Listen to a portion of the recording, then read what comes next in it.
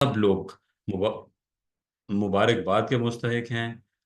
मैं अक्सर ये बात कहता हूँ कि आज के ज़माने में, आज की डेट में इतनी ऑप्शंस हैं कि आप इस वक्त कुछ और कर रहे होते, लेकिन आपने अपने आप को बेहतर करने के लिए एक कोर्स का इंतखाब किया और इस वक्त भी आप एक सेशन को अटेंड कर रहे हैं।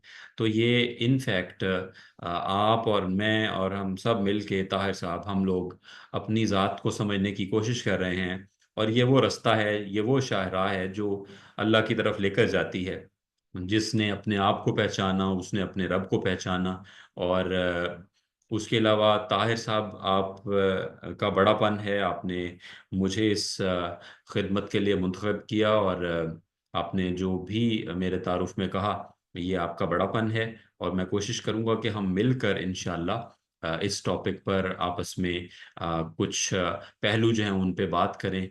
तो इंशाल्लाह ताला फिर उससे ये होगा कि एक और पर्सपेक्टिव हमारी ज़िंदगी में ऐड हो जाएगा, जिससे हम लोग अपने आप को ज़्यादा बेहतर तौर पर आगे कैरी कर सकते हैं। तो आप सब पार्टिसिपेंट्स जो हैं, ज़रा एक लम्हे के लिए गौर कीजिए। हम लोग इस वक्त जिस टॉपिक के ऊपर बात कर रहे हैं वो इमोशनल इंटेलिजेंस है, यानी जज्बात के हवाले से हमारी जहानत। अब सवाल ये है कि इससे पहले कभी हमने किसी क्लास में, किसी सब्जेक्ट में आम तौर पर इसके बारे में ज़्यादा नहीं पढ़ा।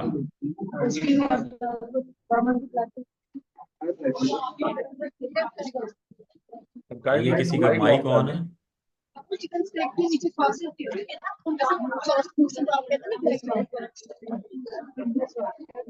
काइंडली माइक अपना कोई ऑफ कर लीजिएगा।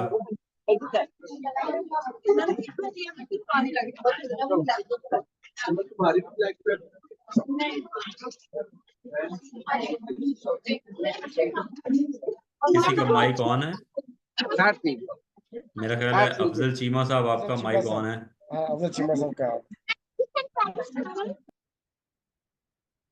नाउ आई थिंक इट्स काम एवरीवेयर नाउ। अच्छा, तो हम बात ये कर रहे थे कि आम तौर पर जब भी हम लोग जिंदगी में ज्यादा परफॉर्म करने के लिए सोचते हैं या काबिलियत को मापने की बात करते हैं, तो हम आम तौर पर ये देखते हैं कि जिन स्कूलों में, जिन कॉलेजेस में, जिन यूनिवर्सिटीज़ में हम पढ़ते हैं या पढ़ते आए हैं, वहाँ पर हमारी काबिलियत का जो मेयार है, उसको परखने का जो तरीकाकार है, उसको आप ज़रा एक लम्हे के लिए जहन में ताज़ा कीजिए कि जब आप फिफ्थ क्लास से सिक्स में हुए होंगे तो आपके जो रिजल्ट कार्ड है उसके ऊपर क्या लिखा होगा, कि आपके कितने मार्क्स हैं, आपने हर सब्जेक्ट में कितने मार्क्स लिए हैं। और इसी तरह से फिर आप यूनिवर्सिटी तक पहुंचते हैं तो फिर सीजीपीए आपका होता है। अब सवाल ये है कि इसका मतलब ये हुआ कि हमारी काबिलियत या जहानत जो है, इसको इसको मेजर करने के लिए हमें आमतौर पर ये देखा जाता है कि हमारे मार्क्स कितने हैं। और जो वो मार्क्स आए होते हैं उनमें फिर फर्दर ये देखा जाता है कि हम लोगों ने जो पढ़ा उसको किस हद तक याद रखा, किस हद तक उसको याद रख के हमने फिर जहाँ ज़रूरत पड़ी वहाँ पर दोबारा से रिप्रोड्यूस कर दिया। और उसके अलावा ये कि हमारी लॉजिकल जो एबिलिटी है वो कैसी है, क्रिटिकल थिंकिंग कैसी है, एनालिटिकल थिंकिंग कैसी है। तो इस तरह से जो ये जहानत की शक्ल है, ये कोई आज से 150 साल से ऑनवर्ड्स चली आ रही है, जिसके ऊपर ये सारा तालीमी निज़ाम भी बेस करता है। और उसके अलावा जब कभी कोई रिक्रूटमेंट्स होती हैं तो उनमें भी इसी को मद्देनज़र रखा जाता है। अच्छा, आप ज़रा एक लम्हे के लिए सब लोग गौर कीजिए कि ये जो जहानत की शक्ल है कि हमें कोई चीज़ याद कितनी रहती है और हम लोग उसको रिप्रोड्यूस कितना अच्छा कर लेते हैं, हमारी क्रिटिकल थिंकिंग कैसी है, ये और इस तरह से इसके नतीजे में आने वाले ग्रेड्स, ये हमारे इदारों में तो ठीक है, हमें वो काम देते हैं किसी हद तक। और फिर जब रिक्रूटमेंट्स होती हैं वहाँ पे भी किसी हद तक काम देते हैं। लेकिन आप ज़रा अब एक लम्हे के लिए इदारों से निकल कर अपने घरों की तरफ आ जाइए। जिस घर में आप पैदा हुए, आपका बचपन गुजरा, आपके बहन भाई हैं, अजीज़ अकारब हैं, फिर आप जिस गली मोहल्ले में रहते हैं और जिस कम्युनिटी का हिस्सा हैं, वहाँ पर आपको कभी इसके ज़रिए से फ़ायदा ज़्यादा हासिल हुआ, या इसकी बजाय आपको इस तरह से फ़ायदा ज़्यादा हासिल हुआ कि आप अपने आप को अच्छे से समझते हैं, और उसके अलावा ये कि आप अपने इर्द गिर्द के लोगों को अच्छे से समझ लेते हैं, उनकी कैफियत क्या है, उनके जज्बात क्या हैं, उनके ऊपर अगर आपकी नज़र होती है और उसमें अगर ज़्यादा आप समझदारी से डील कर लेते हैं, तो आम तौर पर वहाँ आपकी ये वाली काबिलियत जो है इसका ज़्यादा काम होता है। अच्छा, अब ये जो जज्बात होते हैं इसके बारे में एक बड़ी इंटरेस्टिंग सी मैं आपको एक स्टोरी, और वो सच्ची स्टोरी है, वो सुनाता हूँ कि ये जो जज्बात होते हैं ये एक तरह की एक वेव है, एक तरह का की एक लहर है जो हमारे ऊपर तारी होती है, और उसके नतीजे में हमें ये कुछ उसके असरात हमारे ऊपर रहते हैं। अर्ली 70s में अमेरिका की यूनिवर्सिटी में डॉक्टर वॉल्टर मिशर, वो एक रिसर्च साइंटिस्ट थे, साइकोलॉजिस्ट थे। उन्होंने एक बहुत ज़बरदस्त किस्म का एक्सपेरिमेंट किया। उन्होंने कोई 100 के करीब बच्चों को एक क्लास में बिठाया और उनको कहा कि आपको मैं सबको एक एक टॉफ़ी दूंगा, और वो टॉफ़ी भी बड़ी मज़ेदार थी। वो जो थी वो मार्शमेलो, बड़ी नरम सी एक टॉफ़ी होती है, वो उनको सबको एक एक दी। और ठीक है जी। उस तो उनको वो दी और उन्हें कहा प्राइस कि में पूछ अगर रहे आप थे। लोग, अब एक माइक फिर किसी का ऑन है, इसको बंद कीजिए काइंडली। वो टॉफी दी और उन्होंने कहा कि अगर इस टॉफी को आप लोग अगले 15 मिनट नहीं खाएंगे तो फिर आपको एक और टॉफी मिलेगी, और अगर आप लोग एक यही टॉफी अभी खा लेंगे 15 मिनट से पहले, फिर आपको और टॉफी नहीं मिलेगी। तो वो ये कह के उनको वो टॉफी एक एक सब बच्चों को देकर तो बाहर चले गए, और वहाँ जो लोग थे उनको ऑब्जर्व करने वाले वो ऑब्जर्व करने लगे। 15 मिनट तक ऐसा हुआ कि सिर्फ 7 बच्चे ऐसे थे जिन्होंने वो टॉफी नहीं खाई, और बाकी उनमें से अक्सर ऐसे थे जिन्होंने वो टॉफ़ी खा ली। कुछ ऐसे थे जिन्होंने इसके ऊपर आपस में गुफ्तगू की कि ये खा लें या ना खाएं, या ना खाने से क्या फ़र्क पड़ता है, खाने से क्या फ़ायदा अभी भी होगा। नहीं होंगे। इस तरह से किया। अम्मी इन अभी शॉर्ट भी ये नहीं कि 100 होंगे। में से नहीं नहीं इन नहीं है। वो अंडर मुझे छोड़ा उन्होंने इसलिए। बेटे ये अपना माइक बंद कर लें, आप लोगों में से जिसका माइक ऑन है वो बंद कर लें। तो वो जो 100 लोग थे उनमें से 7 ने वो टॉफी फौरी नहीं खाई, यानी उन्होंने 15 मिनट इंतजार किया। ये बिल्कुल ऐसे ही है जैसे अपने दिल में किसी ख्वाहिश के उठने के नतीजे में कोई जज्बा जो पैदा हुआ था, जो उस टॉफी को खाने के लिए जो अर्ज पैदा हुई थी उसको उन्होंने कंट्रोल किया। उन्होंने सब्र किया, इंतजार किया, उसके बाद 15 मिनट बाद उनको दूसरी दूसरी टॉफी भी मिल गई। तो ये रिसर्च जारी रही, और 20 साल के बाद ये ट्रैक किया गया कि जिन लोगों ने टॉफी खाने में सब्र का मुजाहरा किया था, 15 मिनट इंतजार कर लिया था, उनकी जिंदगी कैसी है, और जिन्होंने सब्र नहीं किया था, जिन्होंने अपने ऊपर अपने जज्बात को गालिब आने दिया था, अपने दिल में आने वाली इम्पल्स को, अपनी जो ख्वाहिश थी उसको उन्होंने मान लिया था। और जैसे हम कहते हैं, एक होती है डिलेड ग्रेटिफिकेशन, यानी कि कुछ देर अपनी उस जो उनके दिल में ख्वाहिश थी उसको रोक लिया था। तो जिन्होंने 15 मिनट वो टॉफी नहीं खाई थी वो जिंदगी में ज्यादा कामयाब हुए, और जिन्होंने फौरन टॉफी खा ली थी और सब्र नहीं किया था, अपने अंदर उठने वाली वो अर्ज जो थी उसको काबू में नहीं ला सके थे, वो जिंदगी में कुछ ज्यादा कामयाब नहीं हो सके थे। तो ये एक रिलेशनशिप है, इससे ज़रा थोड़ा सा समझ लीजिए कि हम आम तौर पर जब अपने जज्बात को अपने ऊपर गालिब आ लेने देते हैं, या उनकी जितनी मिकदार हमें चाहिए होती है उससे ज़्यादा अपने ऊपर तारी हो लेने देते हैं, तो फिर डेफिनेटली मसाइल पैदा होते हैं। इसकी एक मिसाल यूं है कि जैसे आप में से बहुत सारी, अभी मैंने देखा कि यहाँ पर फीमेल्स हैं, तो आप लोग खाना बनाते हैं और एक किसी भी डिश के लिए खास रेसिपी होती है। वैसे तो अब जेंट्स भी खाना बना लेते, ताहिर साहब आप और हम भी खाना शाना बना ही लेते हैं। हमें भी कभी कभी हमारी फैमिली कह देती है खाना बनाए, तो हम रेसिपी के जो के तौर पर जो हम लोग जो स्पाइसेस ऐड करते हैं उनकी खास प्रोपोर्शन हम लोग यूज़ करते हैं। और वो प्रोपोर्शन थोड़ी सी भी अगर उसमें कोई कमी पेशी आ जाए, नमक ज़्यादा हो गया, चीनी कम हो गई, फलां ज़्यादा हो गया, तो ऐसे में वो जो डिश है उसका जायका जो है वो मज़ेदार नहीं रहता। बिल्कुल ऐसे ही ये जो हमारे इमोशंस हैं, जज्बात हैं, इनकी ये सब ज़रूरी हैं। ये ऐसे मसाले हैं, ज़िंदगी के स्पाइसेस हैं जिनकी ज़रूरत है, लेकिन इनकी एक ख़ास मिकदार एक ख़ास सिचुएशन में हमें चाहिए होती है। उसकी ज़रूरत, उसको उसको बैलेंस रखना बहुत अहम है। तो अब इससे आगे बढ़ते हैं। अब हम ज़रा ये देखें कि सवाल ये है कि अगर पिछले 100 150 साल में जहानत का मेयार ये था कि कोई कोई बात किसी इंसान याद कितनी रख लेता है, उसको रिप्रोड्यूस कितना कर लेता है, रिकॉल कितना कर लेता है, उसकी एनालिटिकल थिंकिंग कैसी है, तो उसको, उस टाइप की जहानत को आईक्यू या इंटेलिजेंस कोशेंट कहा जाता था। अच्छा, उस वक्त के लिए बड़ा जरूरी भी था। उसकी कुछ बैकग्राउंड है, इंडस्ट्रियल लेबर चाहिए थी उसको, वो इस तरह की ही चाहिए थी। तो उसके बाद वक्त वक्त गुजरता रहा, तो सेकेंड वर्ल्ड वॉर के ज़माने में इस पर मज़ीद काम हुआ। तो बहुत सारे जो साइकोलॉजिस्ट थे उन्होंने कहा कि नहीं, इंसान की जहानत की तो और भी बहुत सारी किस्में हैं। उनमें से उन्होंने, किसी ने कहा जी 7 किस्में हैं, किसी ने कहा 9 किस्में हैं, कईयों ने 40 किस्में बताई।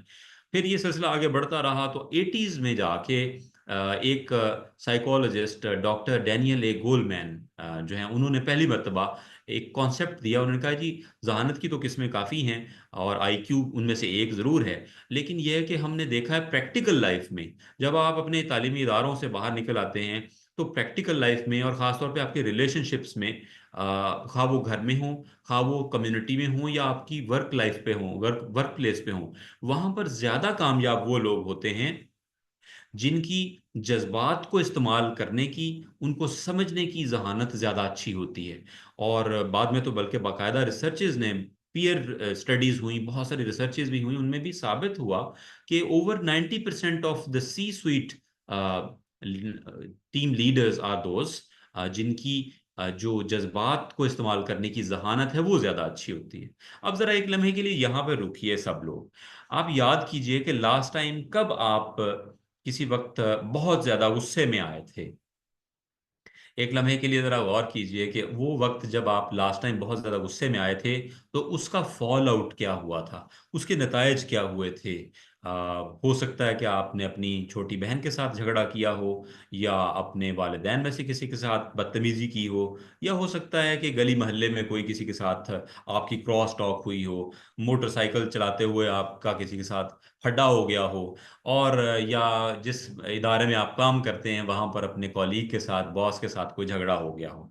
अब ये सिर्फ एक जज्बा जो है, इसको ही जरा देख लीजिए एक लम्हे के लिए, कि अगर तो आपने उस सिचुएशन में अपने आप को, अपने ऊपर इस जज्बे को तारी होने से बचा लिया था, अगर आपने उसको सही तरह से संभाल लिया था।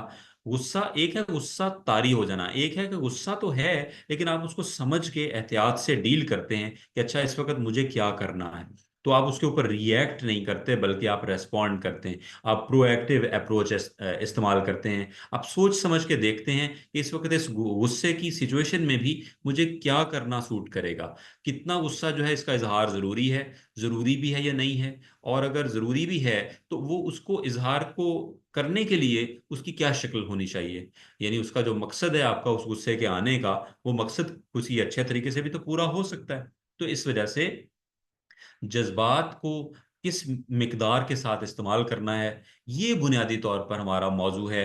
और इसको, इस टाइप ऑफ इंटेलिजेंस को इमोशनल इंटेलिजेंस कहा जाता है। और जैसे मैंने अभी आपसे ये गुजारिश की कि आप लोग, अगर आप खुद भी गौर करेंगे तो आपको ये नज़र आएगा, और रिसर्च भी बताती है कि प्रैक्टिकल लाइफ में ज़्यादा कामयाबी, रिसर्च के नतीजे में ये पता चला है कि उन लोगों को मिलती है जिन लोगों की जज्बात को इस्तेमाल करने की जहानत, अपने आप को, अपनी जज्बाती कैफियत को समझने की जहानत, और दूसरों की जज्बाती कैफियत को समझने की जो जहानत है वो ज़्यादा अच्छी होती है। अच्छा, अब इसमें गुड न्यूज़ क्या है? गुड न्यूज़ ये है कि ये एक कुछ चीज़ें वो होती हैं जो कुदरती तौर पर हमें पैदाइशी तौर पर मिली होती हैं, वो हमारे टैलेंट्स होते हैं, लेकिन कुछ चीज़ों को हम लोग इम्प्रूव करते हैं। तो एक तरह से ये हम लोग, ये एक ऐसा पहलू है, इसको हम लोग इम्प्रूव भी कर सकते हैं, इसके ऊपर हम काम कर सकते हैं, इसको बेहतर कर सकते हैं। तो अब जरा सिर्फ एक लम्हे के लिए यहाँ रुकते हैं, और बिल्कुल एक बेसिक सा आइडिया जो है उसको आपस में डिस्कस कर लेते हैं कि असल में जज्बात होते क्या हैं, जज्बात क्या होते हैं। अगर हम लोग बिल्कुल किसी एक हॉल में बैठे होते तो सबसे ज़्यादा पसंदीदा तरीका ताहिर साहब का और मेरा तो ये है, हम इंटरैक्टिव रहते हैं और उसमें बात करते हैं। और इधर टाइम कंस्ट्रेंट भी है और रिकॉर्डिंग भी है, तो अगर तो आप लोगों में से कोई बताना चाहे कि जज्बात से क्या मुराद है, तो आप लोग अपना माइक ऑन करके बता सकते हैं जज्बात क्या होते हैं, व्हाट आर इमोशंस। फिर से हम आगे बढ़ते हैं।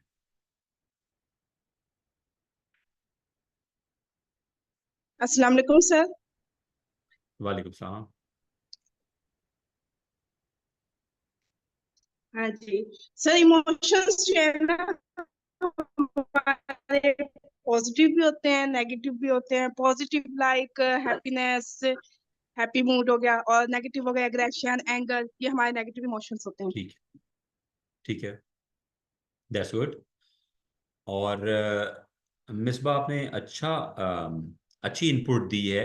आपने उनकी कैटेगराइजेशन हमारे साथ शेयर की है। और एग्जैक्टली इमोशंस क्या होते हैं, हम ज़रा ये भी थोड़ा सा इसके ऊपर भी ज़रा गौर कर लेते हैं। अगर कोई इसमें और ऐड करना चाहे कोई बात, यस तो काइंडली जी, ऐड कीजिएगा। जी अस्सलाम वालेकुम दी। वालेकुम सर ये सलाम। एक इजहार है सर, जो मुस्बित भी हो सकता है और मनफी भी हो सकता है। I think so. ओके, नाकस राय किस, मेरी है। ठीक है, किस किस बात का इजहार होता है ये? जी, इजहार में सर हम गुस्से का इजहार भी कर सकते हैं। जज्बात है ना सर।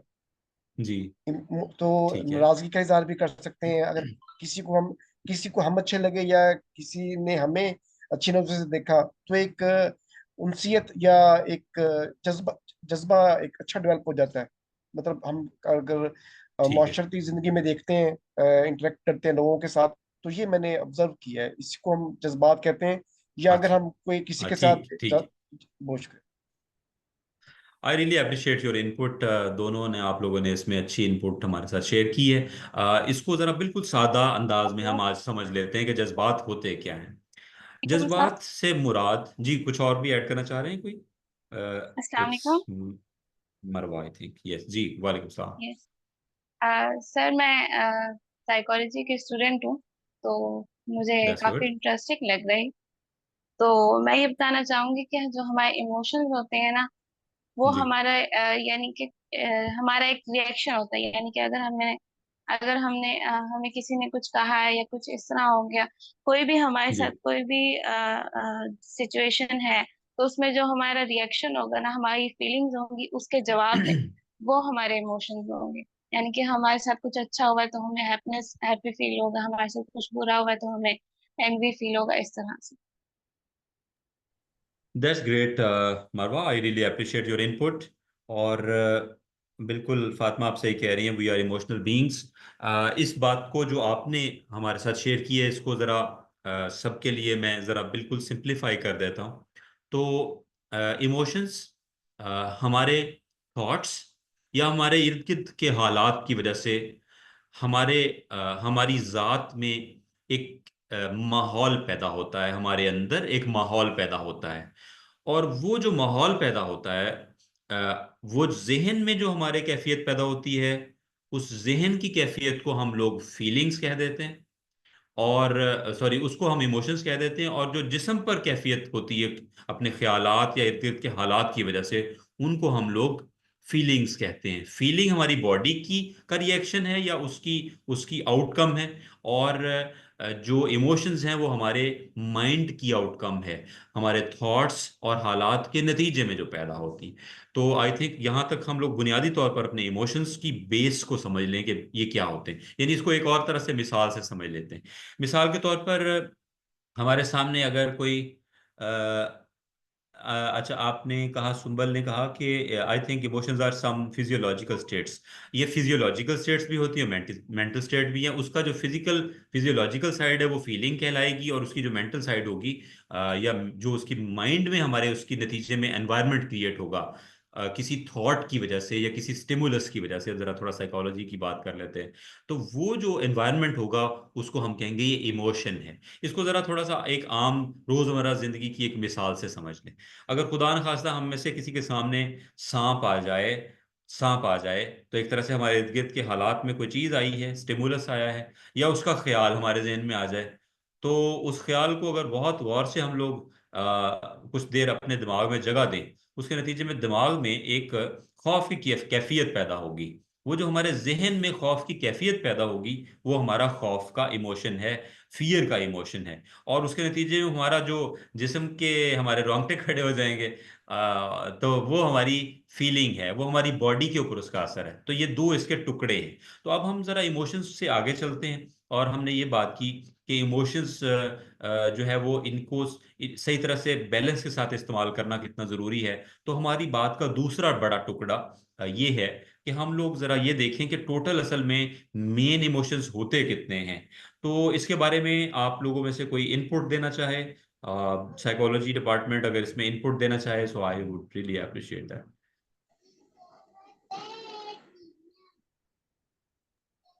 सर हमने इसमें ज्यादा पढ़ा तो नहीं है अभी इमोशंस के हवाले से, लेकिन इमोशंस दो किस्म के ही होते हैं, या पॉजिटिव होते हैं या नेगेटिव होते हैं। Okay, Marwa, I really appreciate that you are continuously interacting with within this session. इसको बिल्कुल, इसको अगर हम बुनियादी तौर पर कहें तो दो हिस्सों में तकसीम कर सकते हैं कि दो तरह के इमोशंस होते हैं, कुछ पॉजिटिव कुछ नेगेटिव। अच्छा, इसको हम लोग ज़रा ब्रॉडर पर्सपेक्टिव में देख लेते हैं। तो पॉल एकमैन एक साइकोलॉजिस्ट, उन्होंने कहा कि मेन जो बुनियादी इमोशंस हैं, जो जज्बात हैं, वो 6 होते हैं। वो 6 होते हैं। उसमें happiness, sadness, fear, anger, surprise and disgust, ये 6 बुनियादी जज्बात हैं। इनको उर्दू में आप जानते ही हैं, मैं दोहरा देता हूँ। खौफ, हैप्पीनेस, सैडनेस, खुशी, गम, खौफ और गुस्सा, और उसके अलावा नफरत और हैरानी, हैरान हो जाना किसी बात पर। ये 6 बुनियादी जज्बात हैं।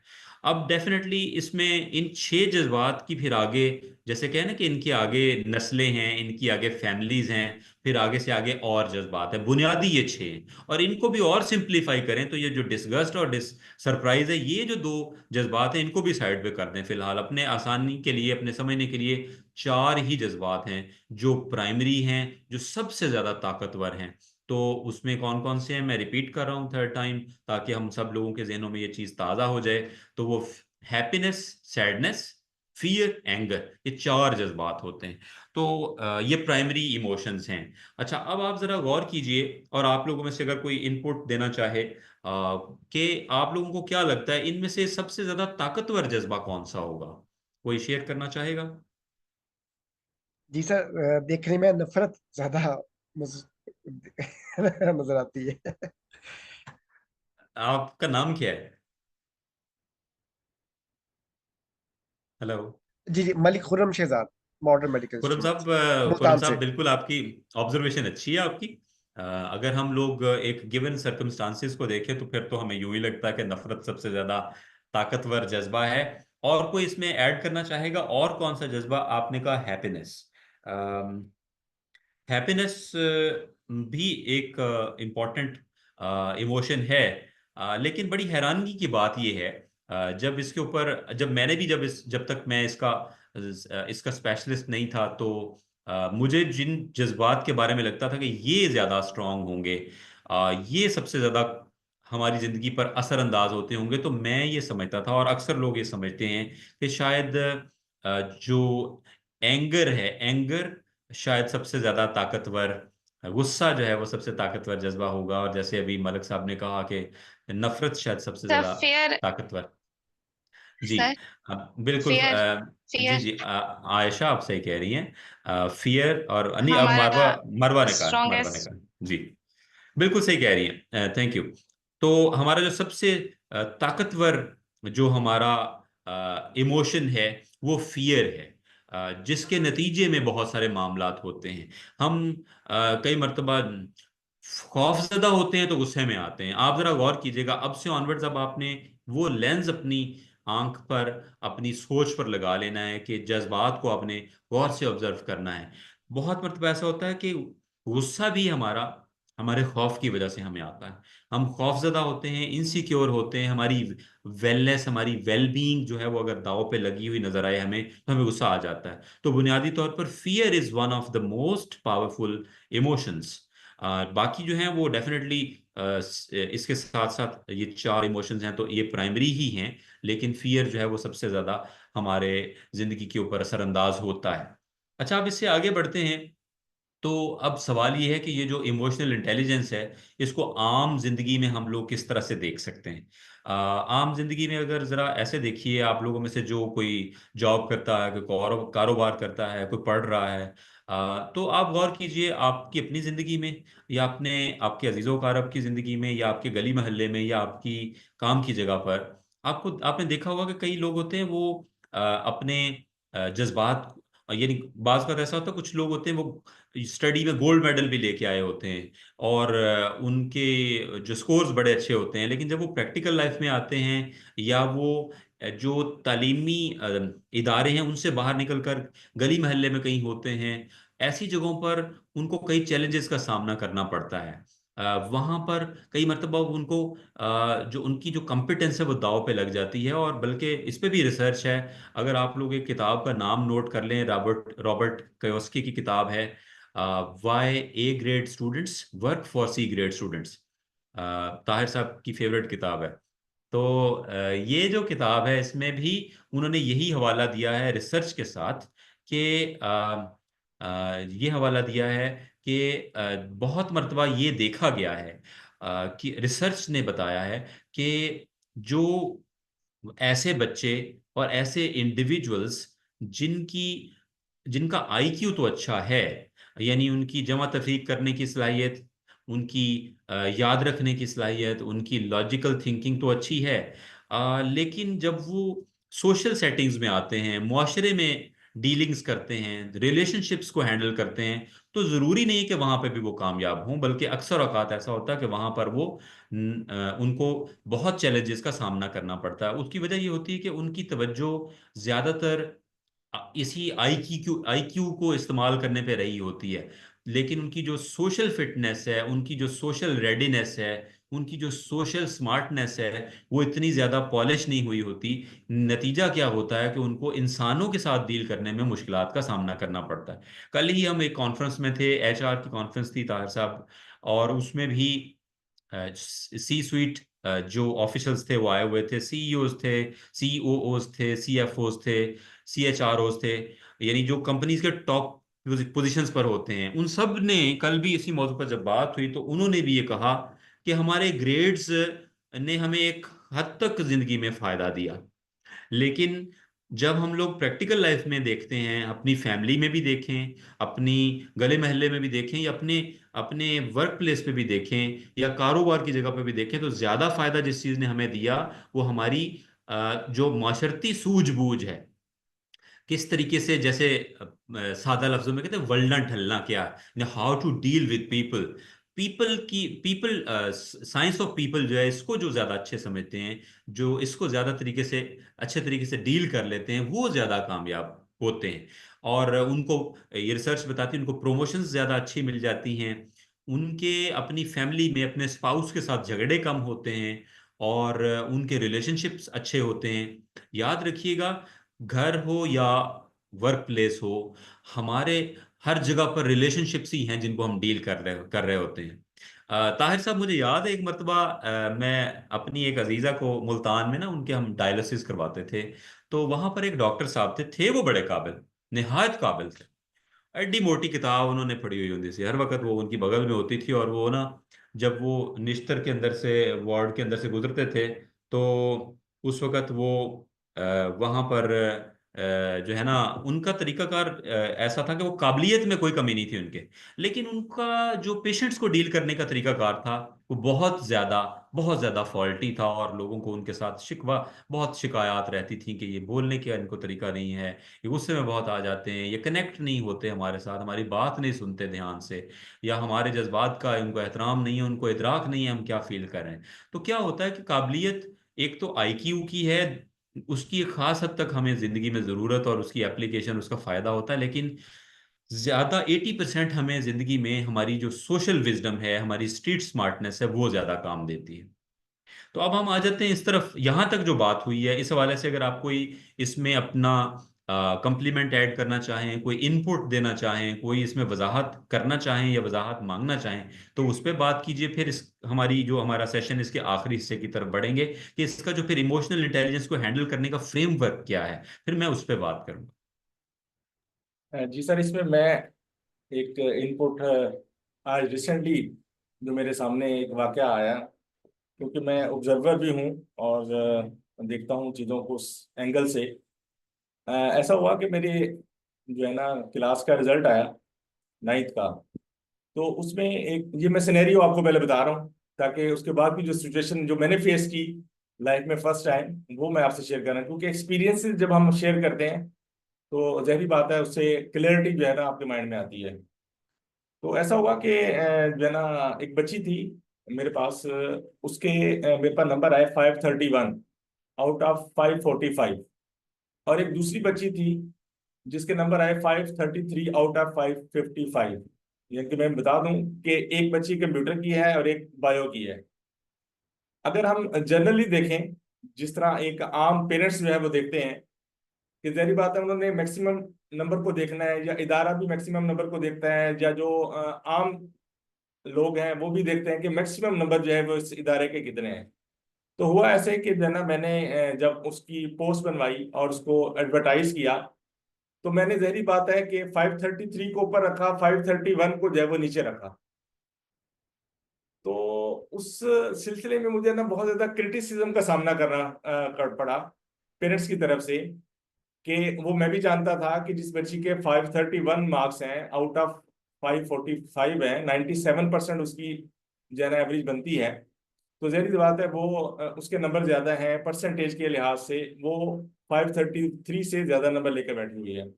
लेकिन चूंकि सीक्वेंस जो है वो 533 और 531 का बनता है, तो मैंने उस हिसाब से, क्योंकि इस सिचुएशन का पहले मैंने कभी सामना नहीं किया था, तो ये फर्स्ट टाइम जो है ना जब से मैंने स्कूल बनाया है, तो ये पहली दफा मुझे जो है ना इसका सामना करना पड़ा, इस ऐसी सूरत हाल का, जहां आज पेरेंट्स ने सारा दिन, सुबह से, आज मेरे फैमिली गई हुई है कहीं आउटिंग पे, तो मैं घर था, तो मेरा सारा दिन उनको एतमाद में लेने में जो है वो गुजर गया कि बाजी ऐसे ने, उनकी वालदा और प्लस बच्ची, उन्होंने कहा कि जब हमारी बच्ची टॉप है, टॉप कर रही है आपके स्कूल में, तो आपने उसको सेकंड में क्यों रखा हुआ है।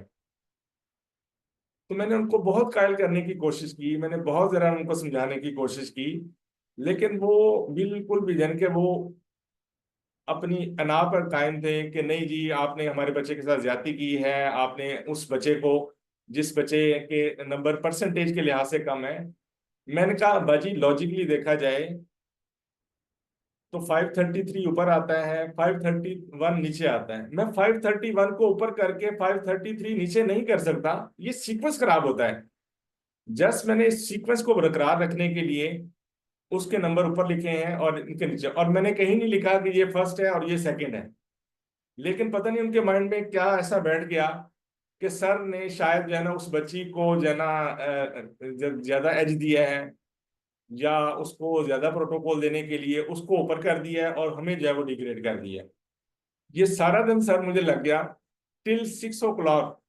मैं उनको ये समझाने में जो है ना किसी हद तक कामयाब हुआ कि आपके नंबर ज्यादा हैं, मैं अपनी जो सारी एडवर्टाइजमेंट है उसको दोबारा से देख लेता हूँ, मैं 7% भी लिखवा दूंगा, ठीक है ना। लेकिन वो उन्होंने ना अपनी अना का मसला बनाया हुआ था कि हमारे इतने सारे रिश्तेदार हैं, हमने सबको बताया हुआ कि हमारी बच्ची जो है वो फर्स्ट है, आपने जनरल स्कूल की एडवर्टाइजमेंट में दूसरी बच्ची को फर्स्ट किया हुआ है। तो इस सूरत हाल में बताएं हम क्या करें।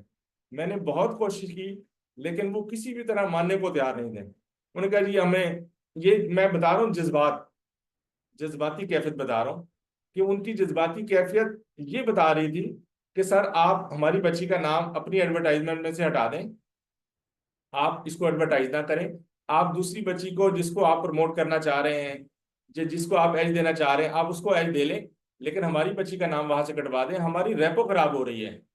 इतने सारे लोग हमारे जो है ना जहाँ जानने वाले हैं, इतने रिश्तेदार हैं, हमने सबको बताया हुआ है कि आयमा जो है वो फर्स्ट है, आयमा फर्स्ट है, लेकिन जो है वो आपने उसको जो है वो सेकंड कर दिया है। तो ये एक ईगो, क्योंकि एक इमोशन है, तो उस हवाले से मैं बताना चाह रहा था कि इतनी ज्यादा ईगो पता नहीं क्यों लोग जो है ना वो पाल लेते हैं। और नंबरों का डिफरेंस देखे, सिर्फ 2 नंबरों का डिफरेंस है। और मैंने उनको ये भी कहा कि as a principal, as a educationist, मैं इस बात को मानता हूँ कि आपकी बच्ची ही फर्स्ट है, लेकिन आम लोगों को ये समझाना मेरे लिए थोड़ा सा मुश्किल है कि 533 को मैं नीचे कर दूं और 531 को ऊपर कर दूं, ये थोड़ा सा मिसमैचिंग की सूरत में जा रहा है। तो मैंने इस वजह से 533 को ऊपर रखा, क्योंकि मैंने अपने मैक्सिमम नंबर जो है ना वो शो करने हैं ना, कि मेरे स्कूल के मैक्सिमम नंबर कितने हैं। तो मैक्सिमम नंबर जो है वो 533 एक बच्ची के थे, उसको मैंने जो है ना आगे रखा और 531 को पीछे रखा। बस इस बात पे ये सारा दिन सर आज मेरा लग गया उनको कायल करने में, कि मुझे जो है ना उनको समझाने में लग गया।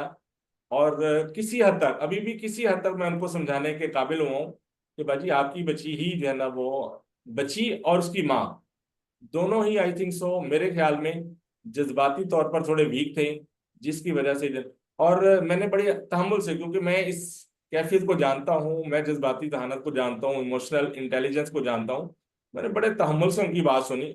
अदरवाइज कोई और होता और जितनी बातें उन्होंने की, आई थिंक सो वो लाजमी तौर पर इमोशनल हो जाता कि भाई मेरा इदारा है, मैंने अपने इदारे को पब्लिसाइड करना है, मैंने अपने इदारे की जो है ना वो पब्लिसिटी करनी है, मुझे उसमें 533 को ही ऊपर रखना है।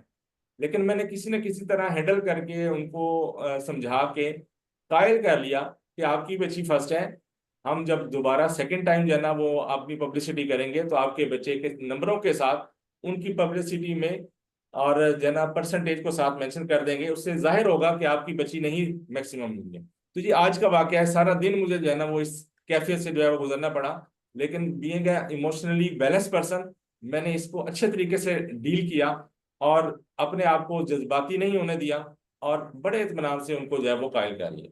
तो ये आज का वाकया था, मैंने कहा आज जज्बाती कैफियत के लिहाज से तो मैं ये शेयर करना चाह रहा था। बहुत शुक्रिया। जी सर ताहिर, आपने बिल्कुल एक रोज पेश आने वाली एक सिनेरियो का हवाला दिया और आज उससे आप गुजरे भी आज। अब इसमें दो वैसे बहुत अहम बातें हैं, वो हमारे मौजू से थोड़ी सी दूर हैं, बिल्कुल उनको टच करते हुए टेंजेंट हम उसको आगे निकल जाएंगे और हम अपने 4 स्टेप मॉडल की तरफ बढ़ जाएंगे जो इमोशनल इंटेलिजेंस का है। एक तो पहलू सर ताहिर आपने भी देखा है और हमारे जितने भी पार्टिसिपेंट्स हैं कि हमारे यहाँ ये जो जिसे हम ईगो कहते हैं, ये ईगो जो है ये हमारी इतनी वल्नरेबल है, वो इतनी रिस्क पे रहती है कि वो थोड़ी थोड़ी बातों पे ही हर्ट हो जाती है। और उसके हर्ट होने के लिए हम लोगों ने जो ट्रिगर रखे हुए हैं वो ऐसे हैं जो कि असल में ईगो के हर्ट होने के ट्रिगर्स नहीं होते। यानी इस तरह की बातों से तो इंसान की अना मजरूर नहीं होनी चाहिए। खैर, एक तो पहलू ये है और इसके ऊपर ज्यादा बात हो सकती है, फिल वक्त नहीं करेंगे। दूसरी बात ये है कि ये जो हमारे बच्चों के मार्क्स आते हैं, इस हवाले से मैं तो जहाँ जहाँ पे मुझे लोग जानते हैं, मैं तो पिछले कई सालों से इस ड्राइव पे हूँ कि हम इस प्यारे वतन को ये समझा सकें कि मार्क्स की अहमियत ज़रूर है। ये बड़ी इंपॉर्टेंट बात है, मार्क्स अहम हैं, लेकिन सिर्फ मार्क्स ही अहम नहीं है। It's very very important. इसमें भी अगेन वही बात होगी जो हमने शुरू में बात की थी कि ये एक रेसिपी है, इसमें सारे स्पाइसेस की एक खास मिकदार चाहिए होती है लाइफ में सक्सेसफुल होने के लिए। तो उसमें एक खास मिकदार तक मार्क्स जरूर चाहिए, लेकिन अगेन आप लोग खुद जरा इधर उधर नजरें दौड़ाएं, जितने भी पार्टिसिपेंट्स हैं इस सेशन के इदारों में आपको गोल्ड मेडलिस्ट लोग ज्यादा कामयाब नजर नहीं आएंगे। बहुत इसकी इसकी जो प्रोपोर्शन है वो हैरानकुन हद तक कम है। उसकी वजह ये होती है कि उन लोगों की अ, अक्सर ऐसा होता है, जरूरी नहीं है, बहुत सारे कामयाब भी होते हैं, लेकिन ज्यादा बड़ी तादाद उन लोगों की होती है जो दरमियाने से स्टूडेंट्स रहे होते हैं, सी ग्रेड वाले होते हैं, बी ग्रेड वाले होते हैं। वो आप जरा याद करें कि आपके स्कूल में आप ये जितने बच्चे हैं यहाँ पे पार्टिसिपेंट्स हैं, इनके स्कूल लाइफ की बात कर रहा हूँ कि आप जरा गौर कीजिए, आपके इर्द गिर्द कुछ ऐसे बच्चे और आपके कॉलीग्स, आपके क्लास फेलोज होंगे जो बहुत ज्यादा सोशली एक्टिव और हर वक्त तरोताज़ा, हर किसी के साथ उनकी दोस्ती, और वो सब में बड़े पॉपुलर होते हैं और वो बड़े एक्टिव होते हैं, प्रो एक्टिव होते हैं, उनको लोग लाइक भी करते हैं। ऐसे लोग जो हैं वो लाइफ में ज़्यादा कामयाब रहते हैं। तो मार्क्स को हम लोगों ने ज़रा ओवर रेट कर लिया है अपने मुआशरे में। अभी मैं कल ही पढ़ रहा था ताहिर साहब कि कल परसों रिजल्ट आया, आप भी इदारों को रन करते हैं माशाल्लाह, बड़े शानदार इदारों को आप लेकर चल रहे हैं, आपकी एक विजन है। और मैं भी इदारे कुछ रन करता हूं, तो आपने देखा और हमने देखा कि मार्क्स के ऊपर सब लोग जो हैं वो इवन इदारे भी और उसके अलावा पेरेंट्स बॉडी भी और स्टूडेंट्स भी, सब लोग इस तरह से फोकस्ड हैं कि और बहुत सारी जो लाइफ स्किल्स हैं उनको इग्नोर कर दिया जाता है। बस हमारा पॉइंट ये है, आपका हमारा पॉइंट ये है कि मार्क्स के साथ साथ जो लाइफ स्किल्स हैं, जो इमोशनल बैलेंस है, ये भी साथ में होना बड़ा ज़रूरी है। ये कॉम्बिनेशन बनेगा तो एक बच्चा माशरे में शानदार कामयाब इंडिविजुअल भी होगा। बहुत सारे उनके जो घर के मसाइल हैं वो हल हो जाते हैं, इवन स्पाउस के साथ रिलेशनशिप बेहतर हो जाते हैं अगर सोशली एक बच्चा ज़्यादा स्मार्ट हो। तो बहरहाल इससे आगे बढ़ते हैं और हम ये बात करते हैं कि जो ये जो डॉक्टर डैनियल ए गोलमैन ने जो मॉडल दिया, जो फॉर्मेट दिया, उसके 4 स्टेप्स उन्होंने बताए कि हम अपने आप को इमोशनली ज़्यादा स्ट्रेंथन कैसे कर सकते हैं, और कैसे हम लोग हमारी अपनी जो जज्बात की जहानत है उसको ज़्यादा बेहतर तरीके से इस्तेमाल में ला सकते हैं। तो 4 स्टेप्स जो इसके हैं, इनको आप लोग इसी तरह से मेरे साथ दोहरा लीजिए। सबसे पहला स्टेप ये है कि हम लोगों को अपना पता हो कि हम किसी खास सिचुएशन में, किसी गिवन सिचुएशन में कैसा फील कर रहे हैं। उसको इंग्लिश में हम कहेंगे self awareness. Self awareness 1। Number 2, अब हमने ये देखना है कि जो हम फील कर रहे हैं, जो इमोशन, जो जज्बा हम पर गालिब है, उसको हम लोगों ने हैंडल कैसे करना है। तो दूसरा स्टेप ये होगा सेल्फ मैनेजमेंट या self regulation. I hope you are getting the point. और उसके बाद नंबर 3, इसी तरीके से तीसरे नंबर पर, तीसरे दर्जे पर, तीसरे स्टेप पर हम लोगों ने ये देखना होता है कि हमारे इर्द गिर्द जो लोग हैं वो कैसा महसूस कर रहे हैं, उन पर किसी खास सिचुएशन में कौन सा जज्बा गालिब है, कौन सा जज्बा तारी है। अब माशाल्लाह इस वक्त कौम जो है बड़ी खुश है, बल्कि आप सब लोगों को भी मुबारक हो, अरशद नदीम के जेवलिन थ्रो पर गोल्ड मेडल की एक ताज़ा हवा का झोंका आया है। और इस सिचुएशन में हम खुश हैं। लेकिन हम, हमारे इर्द गिर्द जो लोग होते हैं, वो हमारे माशरे में अक्सर हमने देखा है कि गमज़दा भी होते हैं, किसी वजह से परेशान भी होते हैं, गुस्से में भी होते हैं, डिसअपॉइंटेड भी होते हैं, इस तरह के जज्बात के साथ होते हैं।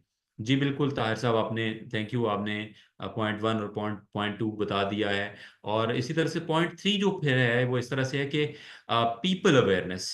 हमें ये अंदाज़ा हो कि लोग किसी खास सिचुएशन में, कोई शख्स जो आपके पास है जिससे आप डील कर रहे हैं, या बहुत से और लोग हैं जो आपके इर्द गिर्द हैं किसी खास सिचुएशन में, वो कौन सा जज्बा कैरी कर रहे हैं उस वक्त, उनके ऊपर कौन सा जज्बा गालिब है।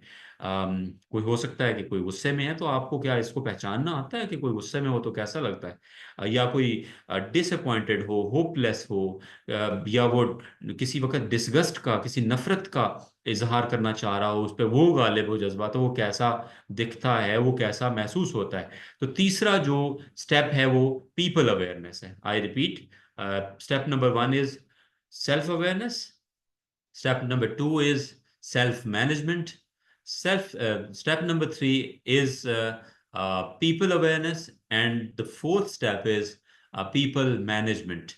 तो ये 4 स्टेप्स हैं जिनके ऊपर बेस करता है इमोशनल इंटेलिजेंस का फ्रेमवर्क। इन चारों स्टेप्स के ऊपर जब हम चलते हैं तो याद रखिएगा कि ये कोई ऐसा अम, ये फार्मूला नहीं है कि इसको हम आज इंस्टॉल करेंगे तो इसी लम्हे से हम लोग इमोशनली ज़्यादा मजबूत हो जाएंगे। ये एक तरह का लेंस है अपनी लाइफ को देखने का। थैंक यू ताहिर साहब। अपनी लाइफ को देखने का ये लेंस है, अपने इर्द गिर्द मौजूद लोगों को देखने का, मेजर करने का, ऑब्जर्व करने का एक अंदाज है, नुक्ता नज़र है, तरीकाकार है। इसको हम लोग जितना प्रैक्टिस करेंगे उतना हम सोशली अवेयर होंगे, स्मार्ट होंगे, उतना ज़्यादा हम माशरे में अपनी अच्छी जगह बना सकेंगे और अपने रिलेशनशिप्स को मजबूत कर सकेंगे, और उतना अच्छा हम लोग लोगों को समझ सकेंगे और उनको डील कर सकेंगे। अब थोड़ा थोड़ा हम इन चारों स्टेप्स को थोड़ा सा डायलेट कर लेते हैं, इनको थोड़ा सा फैला लेते हैं। तो स्टेप 1 सेल्फ अवेयरनेस है। इसको हम आम किसी लाइफ के किसी सिनेरियो में ले जाते हैं, किसी एक सिचुएशन को एग्जाम्पल के तौर पर हम ले लेते हैं और उसमें देखते हैं कि हम लोग किस तरह से इस स्टेप 1 को हैंडल करेंगे। तो स्टेप 1 के तौर पर हम लोग ये कहते हैं कि फॉर एग्जांपल आप में से कोई कॉलेज स्टूडेंट है और कल उसका टेस्ट है, और इम्तहान तो हमारे माशरे में जो है वो ऐसी चीज है कि इसको हमने नाइट मेयर बना दिया है, और हमारी नींद उड़ जाती है। बहुत सारे स्टूडेंट्स, ताहिर साहब आपसे भी कहते होंगे, क्लाइंट्स भी आपसे कहते होंगे कि जी टेस्ट जो है ना, एग्जाम जो है, इसने हमारी जिंदगी जो है ना उसको एक डरावना ख्वाब बना दिया है। तो अब सोचिए, कल को हमारा फाइनल इम्तहान है और आज की रात है और हम पढ़ रहे हैं, और कुछ पढ़ाई हमने की, कुछ नहीं की। तो इस वक्त हम लोग जिस कैफियत का शिकार हैं, हमें सबसे पहले तो ये देखना होगा कि सिचुएशन क्या है, हमारा ट्रिगर या हमारा स्टिमुलस क्या है, थॉट क्या है, जिसके नतीजे में कोई इमोशन क्रिएट हुआ है। तो जब हम देखेंगे कि सिचुएशन ये है कि एक इम्तहान है जो कल को होना है, और उसकी वजह से मैं कुछ परेशान हूँ, और मैं स्ट्रेस में हूँ, और मैं खौफ ज़दा हूँ। तो अब इसमें आपको वजह पता चल गई इसकी कि वजह क्या है। और वजह आपको जब पता चल गई तो फिर उसके नतीजे में इमोशन को आपने देख लिया कि इमोशन कौन सा इस वक्त गालिब है। फियर ऑफ एग्जाम्स, बिल्कुल। तो जब ये हमने गौर से देख लिया, तो फिर इसके बाद अब हम याद याद रखें कि हम स्टेप 1 पे हैं, और इसी के अंदर फिर इसके जो फर्दर सब स्टेप्स हैं उनके ऊपर काम कर रहे हैं। तो इसका फिर स्टेप नंबर 3 ये होगा कि हम ये देखेंगे कि अब इस सिचुएशन में हम कर क्या सकते हैं। तो हम लोग ये देखेंगे कि इस वक्त में जज्बा मेरे ऊपर गालिब जो है वो खौफ का है, और स्ट्रेस का है।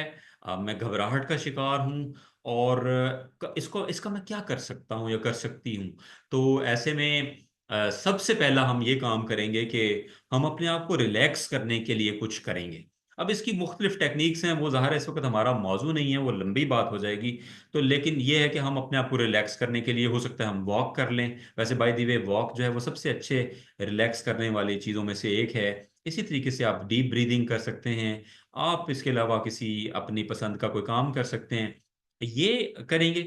उसके अलावा हम लोग ये करें, साथ ही साथ हम ये करेंगे कि वो जो एग्ज़ाम है उसकी तैयारी हम करें। हम जब तैयारी करेंगे और उसके नतीजे में हमें ये तसल्ली होना शुरू होगी कि जब तैयारी कर रहे हैं, तैयारी हो रही है, तो फिर इसके बारे में इस हद तक खौफजदा होने की ज़रूरत नहीं है। इसी तरीके से ये सोचेंगे कि इससे पहले भी तो कितने इम्तहान देकर यहाँ तक पहुँचे हैं, तो कोई इम्तहान जान नहीं ले लेता। तो ऐसे में क्या हर्ज है, अब तैयारी हो रही है और कल को इम्तहान दे देंगे हम लोग। तो इस तरह से इसका सब स्टेप नंबर 3 ये होगा कि हम ये कोशिश करेंगे कि हम लोग अपने इस सिचुएशन में क्या कर सकते हैं, वो करेंगे। जैसे मैंने कहा कि हम अपने आप को रिलैक्स करने की कुछ एक्टिविटीज करेंगे, साथ ही साथ हम इम्तहान की तैयारी करेंगे। उसके अलावा हम लोग जो इसका चौथा सब स्टेप है वो ये कर सकते हैं कि हम लोग इस बात को नोट कर लें किसी अपनी डायरी में, जिसे हम जर्नलिंग कहते हैं। ताहिर साहब माशाल्लाह पर्सनल डेवलपमेंट के गुरु हैं पाकिस्तान में, पाकिस्तान से बाहर भी इनको लोग जानते हैं इस हवाले से। तो ये जर्नलिंग करवाते हैं। तो जब ये जर्नलिंग होती है उसमें हम लोग ये लिख लेते हैं कि किस तरह की सिचुएशन जो है वो हमें इस तरह के जज्बात जो हैं वो उनको भड़का देती है, ताकि हम आइंदा उससे सेल्फ अवेयर रहें, और हम लोगों को ये पता हो कि हम लोगों को किस तरह की सिचुएशन, किस तरह का ट्रिगर, किस तरह का स्टिमुलस, या किस तरह के ख्यालात हमारे ऊपर हों, तारी हों, तो हमारे जहन में हमारे कौन सा जज्बा जो है वो गालिब आ जाता है। तो ये हम लोग कहीं पे नोट कर लें, ताकि आइंदा हम इसके बारे में माइंडफुल रहें। हमें पता हो कि ये चोर जो है वो चोरी से आ जाता है और सिरायत कर जाता है और हमारे ऊपर गालिब हो जाता है, हमें हाईजैक कर लेता है। तो ये चौथा इसका सब स्टेप है। इसी तरह से फिर हम लोग 2-3 और फैक्टर्स को भी जरूर देखें। ये याद रखिए, स्टेप 1 पे बात हम कर रहे हैं सेल्फ अवेयरनेस के ऊपर। तो इसका जो अगला स्टेप है वो ये है कि हम ये देखें कि हमारा जेंडर क्या है। या मैं जरा एक और पर्सपेक्टिव से बात कर रहा हूँ। याद रखिए, हमारे यहाँ खास तौर पर और दुनिया भर में भी जो ख्वातीन होती हैं, फीमेल्स होती हैं, वो इमोशनली ज्यादा वाइज होती हैं, और उनके पास इमोशंस की गठड़ी ज्यादा बड़ी होती है। On the other hand, logical होना, या थोड़ा सा यूं कह लें कि इमोशनली, एक बार लफ्ज़ बोलूंगा, खड़ूस होना, ये जेंट्स में ज्यादा होता है। तो जेंडर के लिहाज से भी हम लोगों को अपने जेंडर के हवाले से देखना होगा कि female, there is a fair chance कि मैं कहीं पर ज्यादा इमोशनली, कहीं पे मैं उस इमोशन का जो शिकार हो सकती हूँ।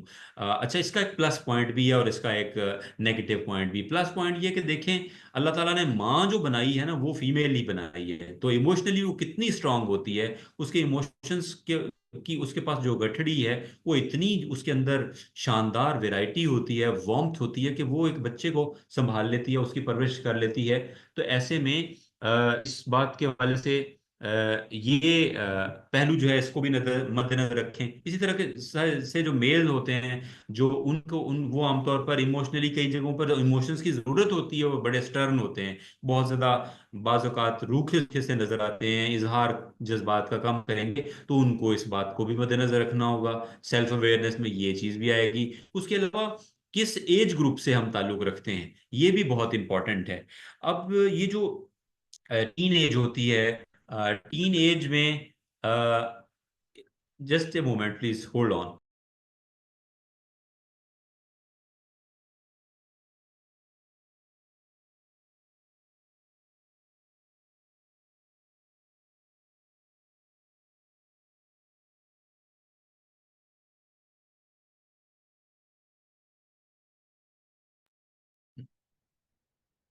जी, आई बैग योर अपॉलॉजी। मैं एक इम्पोर्टेंट कॉल मुझे लेना थी। तो मैं बात ये कर रहा था कि इसी तरीके से हमारा एज ग्रुप क्या है, उस लिहाज से भी हमारी इमोशनल मैनेजमेंट जो है वो हमें करना होगी।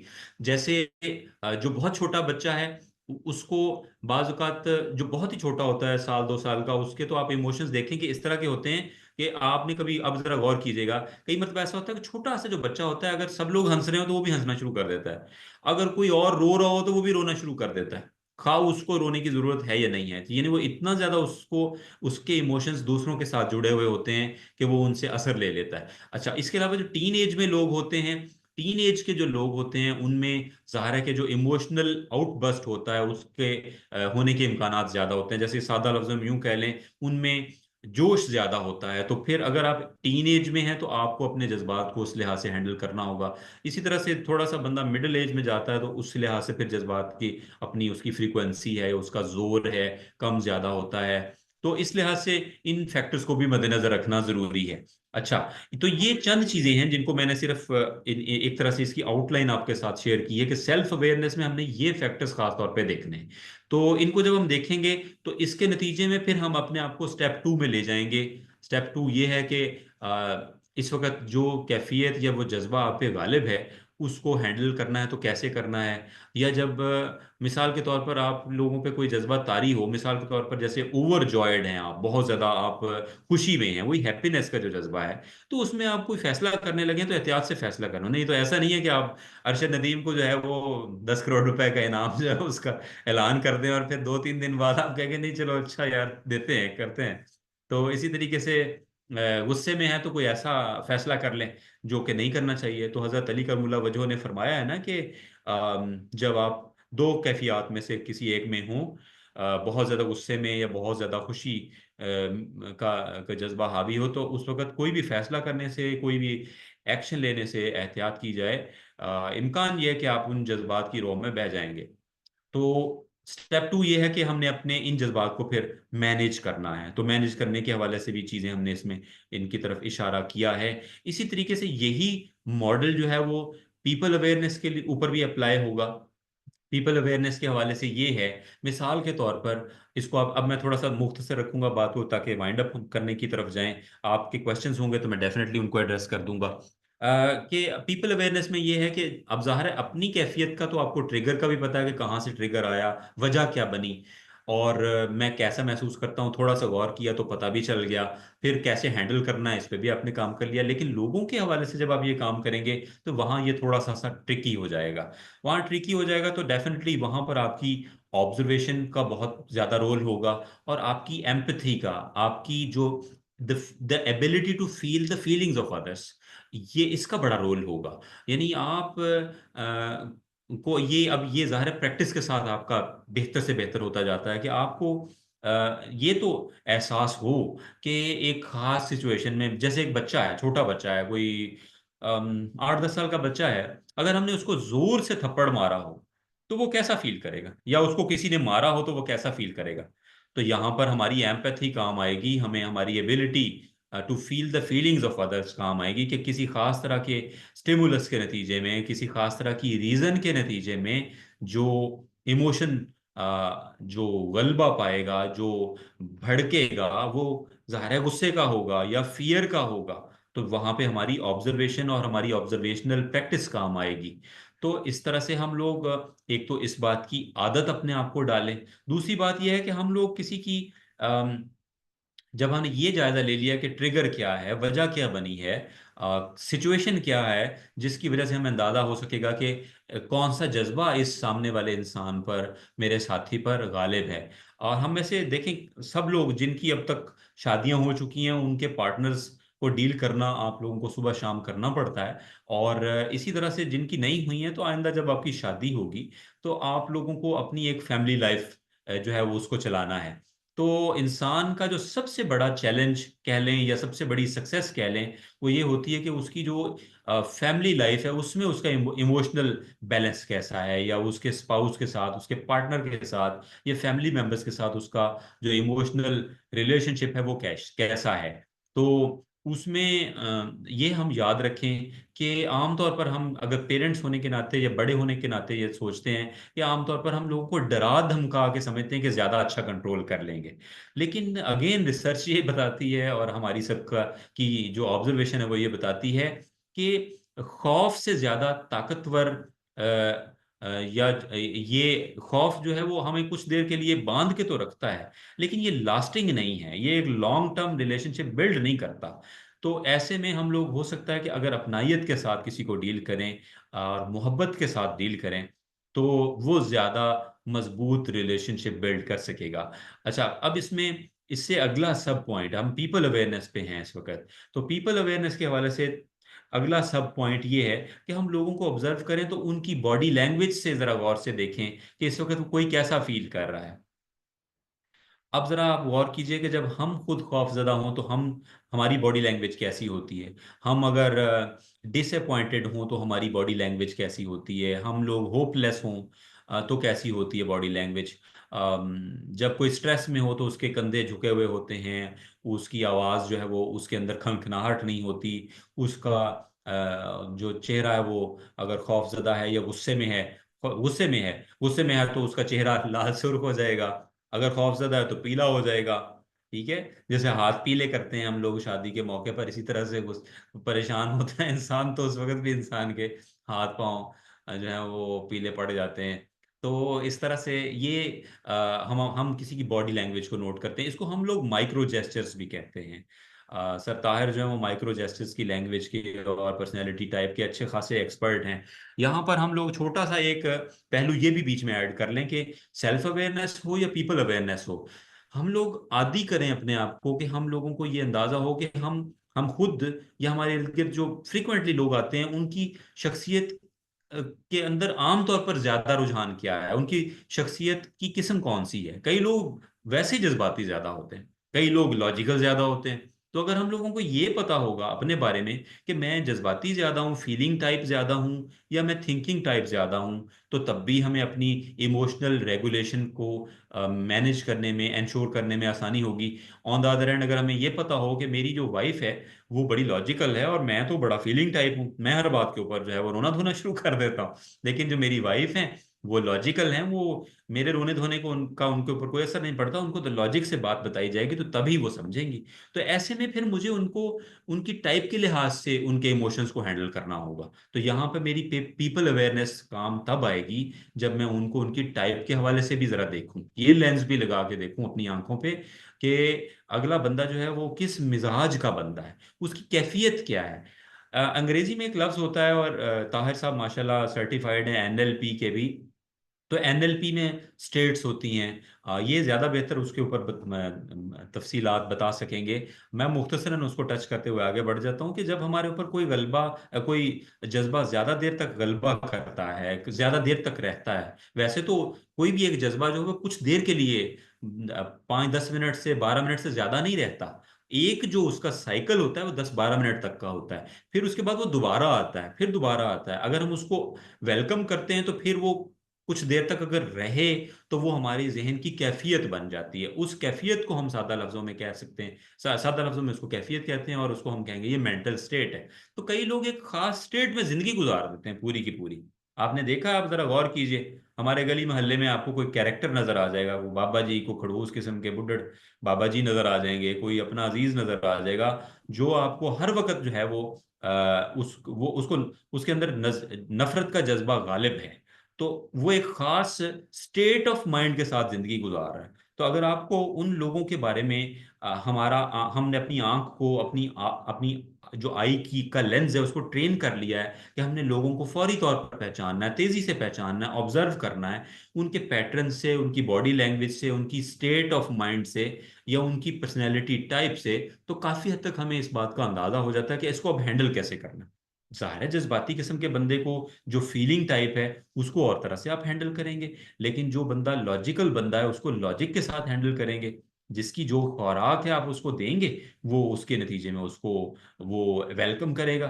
तो इस तरह से ये स्टेप 3 ये हुआ मेनली कि हम लोगों को यही जो हमारे अपने आप को समझने के लिए स्टेप्स हैं, वो लोगों को समझने के लिए भी हम लोग अप्लाई करें, कि हम देखें कि कौन सी चीज़ किसी को किस तरह के जज्बे की तरफ ले जाती है। और किसी खास सिचुएशन में कोई बंदा अगर कोई बिहेव कर रहा है, कोई खास तरह का रवैया इख्तियार किए हुए, तो इस वक्त उस पर कौन सा जज्बा तारी है, ज्यादा गालिब है। और फिर ये इसी तरीके से जैसे अपने लिए देखा था कि अब मैं इसके लिए क्या कर सकता हूँ। अब इस वक्त एक बंदा जो है वो होपलेसनेस का शिकार है, वो डिसअपॉइंटेड है। तो ऐसे में उसको हम लोगों ने किस तरह से हैंडल करना है। तो इस तरह से आप पीपल अवेयर होंगे, और इसको जितना प्रैक्टिस करेंगे उतना बेहतर होंगे। जैसे ताहिर साहब हमें ये सिखाते हैं कि पर्सनैलिटी टाइप जब आप किसी की समझ लेते हैं, जब आप पढ़ लेते हैं, अपनी टाइप को समझ लेते हैं और किसी लोगों की भी, तो फिर उसके बाद उसकी प्रैक्टिस की ज़रूरत है। बार बार उस प्रोसेस में से आप गुजरेंगे तो आप उसके माहिर होते जाते हैं। और इसी तरीके से आप इमोशनली भी आप अपने आप को भी ऑब्जर्व करना शुरू करते हैं, उसको बार बार रेगुलेट करते हैं, अपने आप को समझाते हैं, अपने आप को हैंडल करते हैं और अपने इमोशनल बैलेंस को इंश्योर करते हैं। तो जब इसकी बार बार प्रैक्टिस करते हैं तो फिर आप इसके माहिर हो जाते हैं। इसी तरीके से इंसानों को जब आप बार बार ऑब्जर्व करते हैं इस एंगल से, फिर इसी तरह से उनको हैंडल करते हैं। तो यानी मिसाल के तौर पर आप ये देखते हैं कि अच्छा ये मेरा कॉलीग है मेरे ऑफिस में, तो इसको जो है ना इसको थोड़ा सा भी अगर कोई इनपुट दी जाए ना, इनको इसको अगर कोई किसी बात पर कोई एनालाइज करके कुछ बताया जाए, तो ये फौरन जो है उस बात पर भड़क उठता है। तो फिर अब आप समझ लीजिए, गौर कर लीजिए कि ये बंदा जो है इसको इनपुट देने में एहतियात करनी है। ये जो है वो इस बात पर इमोशनल आउटबर्स्ट का शिकार हो जाता है। तो यूं हम लोग लोगों को आहिस्ता आहिस्ता सबसे पहले उनको उन पीपल अवेयरनेस और फिर उसके बाद पीपल मैनेजमेंट की तरफ जाते हैं। सो अब तक जो मैंने बात की है इसको अगर हम समराइज करें तो हमने ये कहा कि इमोशनल इंटेलिजेंस यानी जज्बात को सही तरह से सही मिकदार में इस्तेमाल करने की जो जहानत है, उसके 4 मराहिल हैं।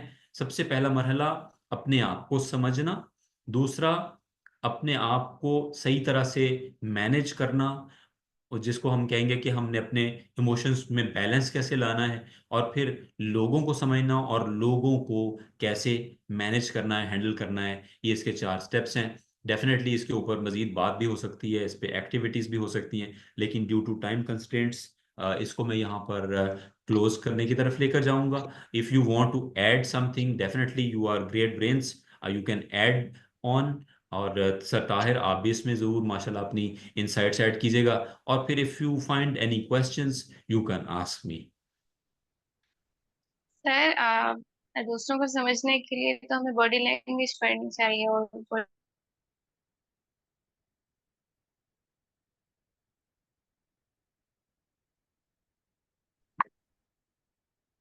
काइंडली आप अपना क्वेश्चन रिपीट कीजिएगा। दूसरों को समझने के लिए बॉडी लैंग्वेज, और इससे आगे नहीं समझ आई बात।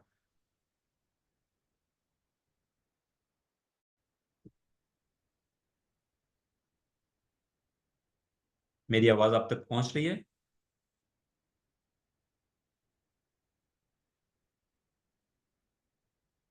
मेरी आप सब लोगों तक आवाज़ पहुंच रही है? जी सर, आ रही है आवाज।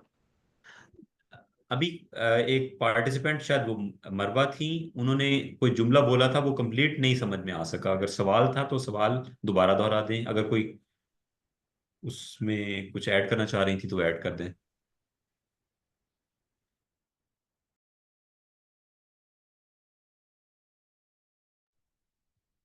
ओके, आप लोगों में से कोई और इसमें कुछ ऐड करना चाहे तो ऐड कर दीजिए। अगर सर ताहिर इसमें कुछ ऐड करना चाहें तो डेफिनेटली उनकी तो बहुत इंसाइटफुल विजडम हमारे लिए ज़रूरी भी है, वो हम चाहेंगे भी। और फिर अगर कोई सवाल होगा तो वो ज़रूर पूछिए। अच्छा सर, इसमें मैं थोड़ा सा आपसे राय लेना चाहूँगा। तो माशाल्लाह आपने इसमें मेरे हिसाब से पीएचडी की हुई है कि आप लोगों को भी समझते हैं और खुद को भी समझते हैं। एक बताइए कि हम अपने फेयर को कैसे मैनेज कर सकते हैं, क्योंकि जब भी हम कोई डिसीजन लेने लगते हैं या आगे बढ़ने लगते हैं तो फेयर की वजह से ना हम उस वो स्टेप नहीं ले पाते, और फेयर की वजह से ना हम बाउंड हो जाते हैं और फिर अपना इरादा तर्क कर देते हैं। एक और दूसरा जो है ना, मोहब्बत को भी जो है ना स्ट्रॉन्गेस्ट इमोशन कहा जाता है, लव को। तो इस लव के स्ट्रॉन्गेस्ट इमोशंस को हम पॉजिटिवली किस तरह चैनलाइज कर रहे हैं, ये बता दीजिए। Sir Tahir, thank you. आपने जो इस पे क्वेश्चन किया है, एक तो ये कि fear management very very important and critical, और इसी तरह से लव मैनेजमेंट, जो लव का इमोशन है उसको हैंडल करने के हवाले से। तो इसके लिए, इन दोनों के लिए बुनियादी बात तो हम लोग ये समझ लें, जैसे एक हदीस मुबारका का मफहूम है कि खैरुल अमूर अवसतिहा, दरमियाना रास्ता ही सबसे बेहतरीन रास्ता है। इनकी मिकदार, अच्छा, अब जो फियर है, अब सवाल ये है कि ये कोई मर्जी से तो आता नहीं है, ये तो आ जाता है। तो फियर असल में हमारा होता क्या है? फियर के बारे में कई मरतबा ये बड़ी प्यारी सी बात मैंने सुनी है कि बहुत मरतबा ऐसा होता है कि हम लोग अपनी इमेजिनेशन में ही किसी चीज़ से खौफजदा हुए हुए होते हैं। और ज़रा गौर कीजिए कि हम लोग आमतौर पर किसी एक चीज़ से अजनबियत की वजह से भी खौफजदा होते हैं। मिसाल के तौर पर, हम लोगों को किसी चीज़ की आदत नहीं है, उससे हमारी वाकफियत नहीं है, उस वाकफियत ना होने के नतीजे में भी एक खौफ हमारे ऊपर तारी होता है। अब इसको एक आम जिंदगी में जरा हम इस तरह से देखते हैं, किसी को गाड़ी चलाने के लिए बिठा दें स्टेयरिंग पे, और उसको गाड़ी चलाना ना आती हो, तो जरा देखिए कि उसकी क्या कैफियत होगी। इसी तरीके से आप लोग जो यूनिवर्सिटी के स्टूडेंट्स हैं, कॉलेजेस के स्टूडेंट्स हैं, मैं आपको एक लतीफ़ा छोटा सा यहाँ सुना दूं, ताकि कोई बहुत ज़्यादा बोरिंग सी बात ना हो गए सारी लगे आप लोगों को। वो एमफिल में थे सर ताहिर हम लोग, तो हमारे कॉलीग ने ना वहाँ पे प्रेजेंटेशन देनी थी। तो तब मैं था भी नमल यूनिवर्सिटी में, मुल्तान में। तो वो जो प्रेजेंटेशन देनी थी, तो हमारे कॉलीग की बारी आई ने, तो उसने कहा कि यार, जो मेरा जो ये रोस्ट्रम है ना, मेरा जो मेरा स्टेज है ना, इसको ना दीवार के जरा करीब रखना। तो हमने कहा कि वो करीब क्यों रखना? तो उसने कहा कि यार इवें है कि मैं ना लोगों को ज्यादा कोई फेस कह नहीं कीता, ते मैं कुछ शक है कि मैं बेहोश थी वैसा, ते पिछे कंध हो सी ना, मैं उसको पकड़ गिनसा। ठीक है। तो इस तरह से होता है कि अब उसकी वजह क्या थी? जाहिर है कि जिंदगी में उन्होंने ज्यादा मर्तबा लोगों का सामना नहीं किया था, उन्होंने ज्यादा मर्तबा स्टेज जो है परफॉर्मेंस नहीं दी थी, उन्होंने पब्लिक स्पीकिंग नहीं की थी। तो फियर की ज्यादातर वजह, बहुत मर्तबा वजह ये होती है कि हमारी अजनबियत, हमारा जो उस स्टिमुलस के साथ या उस सिचुएशन के साथ जो हमारा फासला होता है, उसकी हमें प्रैक्टिस नहीं होती। तो ये भी एक बड़ी वजह बनती है। एग्जाम ही को ले लें हम लोग, तो एग्जाम में एक बड़ी वजह ये भी बन जाती है कि हमें आमतौर पर इससे इतना डराया धमकाया जाता है कि हम लोग उससे खौफजदा हो जाते हैं।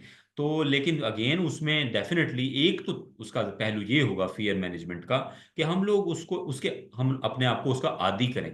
तो एक मरतबा विंस्टन एस चर्चिल से पूछा किसी ने, आपको पता है चर्चिल जो था, वो he was twice elected prime minister of United Kingdom, and he was Nobel laureate as well, और he was a wonderful public speaker. तो और बहुत अच्छा लिखता भी था। तो किसी ने उससे पूछा कि you speak so well when you come on the stage, do you feel afraid? Then he replied, yes I feel afraid. तो सवाल करने वाले ने पूछा कि फिर आप किस तरह से उस पर काबू पाते हैं? वो कहता है, मैं keep on doing it all the times, I keep on repeating it all the times, and फिर मैं अपने आप को, एक तो मैं इसको दोहराता हूँ इतनी बार, इतनी मर्तबा करता हूँ, तो मुझे इसकी आदत पड़ गई, तो मेरी अजनबियत इसके साथ खत्म हो गई। दूसरा ये कि मैं फिर पीछे नजर दौड़ाता हूँ, तो मैं देखता हूँ कि मैंने अगर 100 मरतबा ये काम किया है, तो अगर 100 मरतबा मुझे मौत नहीं आई, मेरी टांग नहीं टूटी, तो अब भी मेरी टांग नहीं टूटेगी, अब भी मुझे मौत नहीं आएगी। तो ये एक पहलू है ज़ाहिर है इसको फियर के हवाले से। इसी तरीके से लव के हवाले से बिल्कुल आपने सही कहा, कोई शक नहीं है। अच्छा, ये जो ये कोई हरफ आखिर नहीं है जो हमने अपनी रिसर्च की बात की कि रिसर्च ये कहती है कि फियर सबसे स्ट्रांग इमोशन है।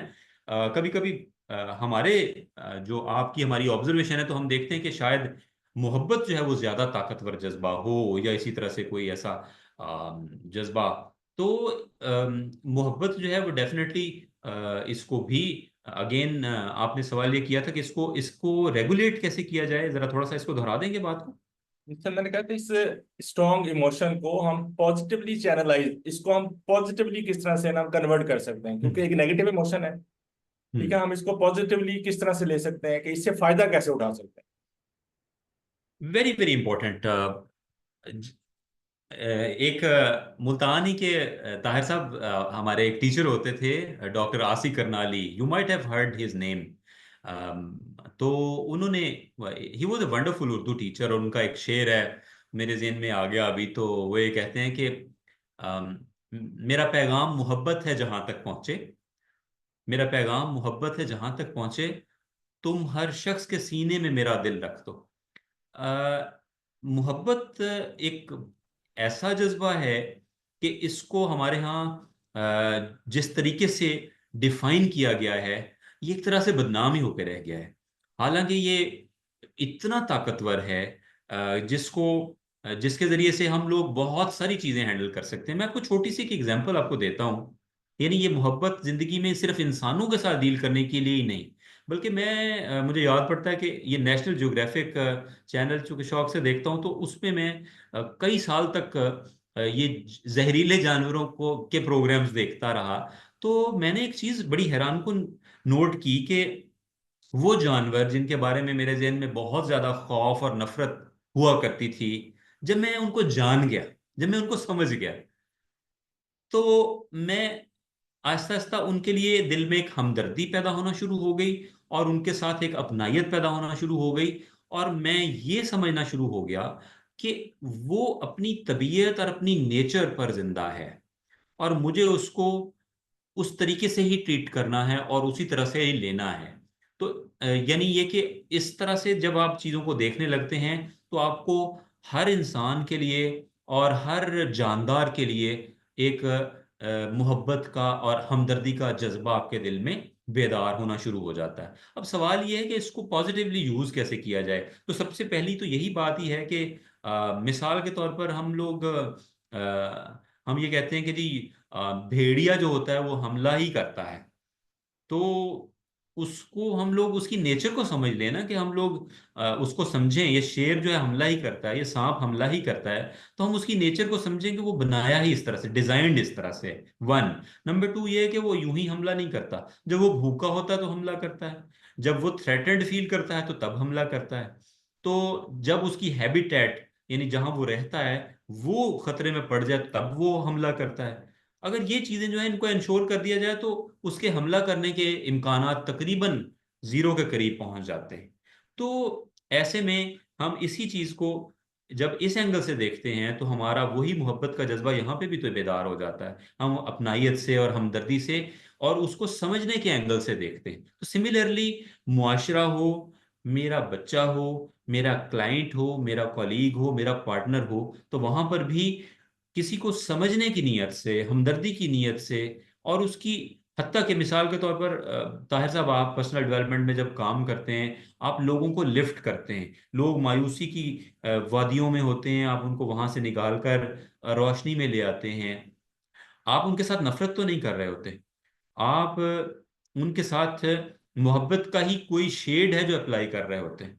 ये जो सर्जन किसी का ऑपरेशन कर रहा होता है, तो बाहर तो वो चीर फाड़ के रख देता है उसको, तो क्या वो उसके साथ नफरत कर रहा होता है, उसको तोड़ तोड़ फोड़ देता है बाहर मरीज को। लेकिन असल में वो उसका इलाज कर रहा होता है, और इलाज असल में मोहब्बत ही की तो एक शक्ल है। तो इस वजह से मोहब्बत जो है वो अगेन इसी को इसको भी हम लोगों ने इस बहुत खूबसूरत जज्बे को हमने सही तरह से डिफाइन नहीं किया होता, या हम इसको सही तरह से अप्लाई नहीं करते हैं। जहां अप्लाई करने की ज़रूरत होती है वहां नहीं करते, जहां पर हम अप्लाई करते हैं वहां पर हम खून से खत लिखना शुरू कर देते हैं। तो वहां पर हम लोग इसको थोड़ा सा इसकी डोज बढ़ा देते। तो इसमें बैलेंस रखना बहुत जरूरी है। अगेन वही बैलेंस जो कि ब्यूटी है, बैलेंस इज ब्यूटी। तो इसको मैंने मुख्तसरन दोनों पहलुओं से इस पे अपना पॉइंट ऑफ व्यू दिया है। I hope it's sufficient now. इससे आगे बढ़ते हैं प्लीज।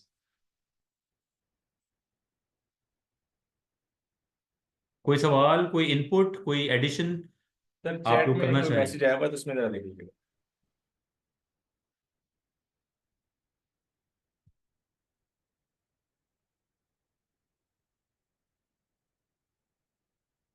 अच्छा, सवाल ये है, सुंबल ने ये पूछा है कि can you provide examples of how emotional intelligence has positively impacted leadership और team dynamics in your experience? It's a wonderful question. It's very close to my heart as well. Thank you for asking this question. Yes, there are many situations, not only in our own lives, but in our social surroundings where we faced and experienced such scenarios जहां पर इसने बहुत काम किया। आपको emotional weakness की मैंने एक एग्जांपल दी, वही मुल्तान निश्तरी की दे दी मैंने, दुनिया में यूरोप लंदन की नहीं दी, ऑल्दो मैंने वहां पे भी काम किया।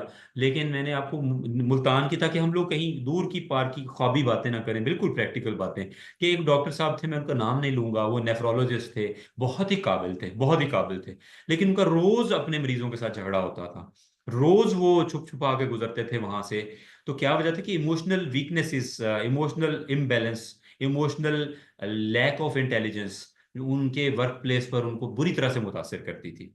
अच्छा, इसके अलावा इसके अलावा इसको पॉजिटिव एंगल से अगर देखें तो मैं आपको बताता हूं कि मैं I remember once when I was part of an organisation.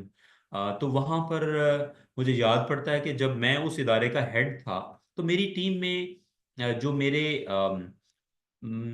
Admin जो मेरे, एक्सक्यूज मी,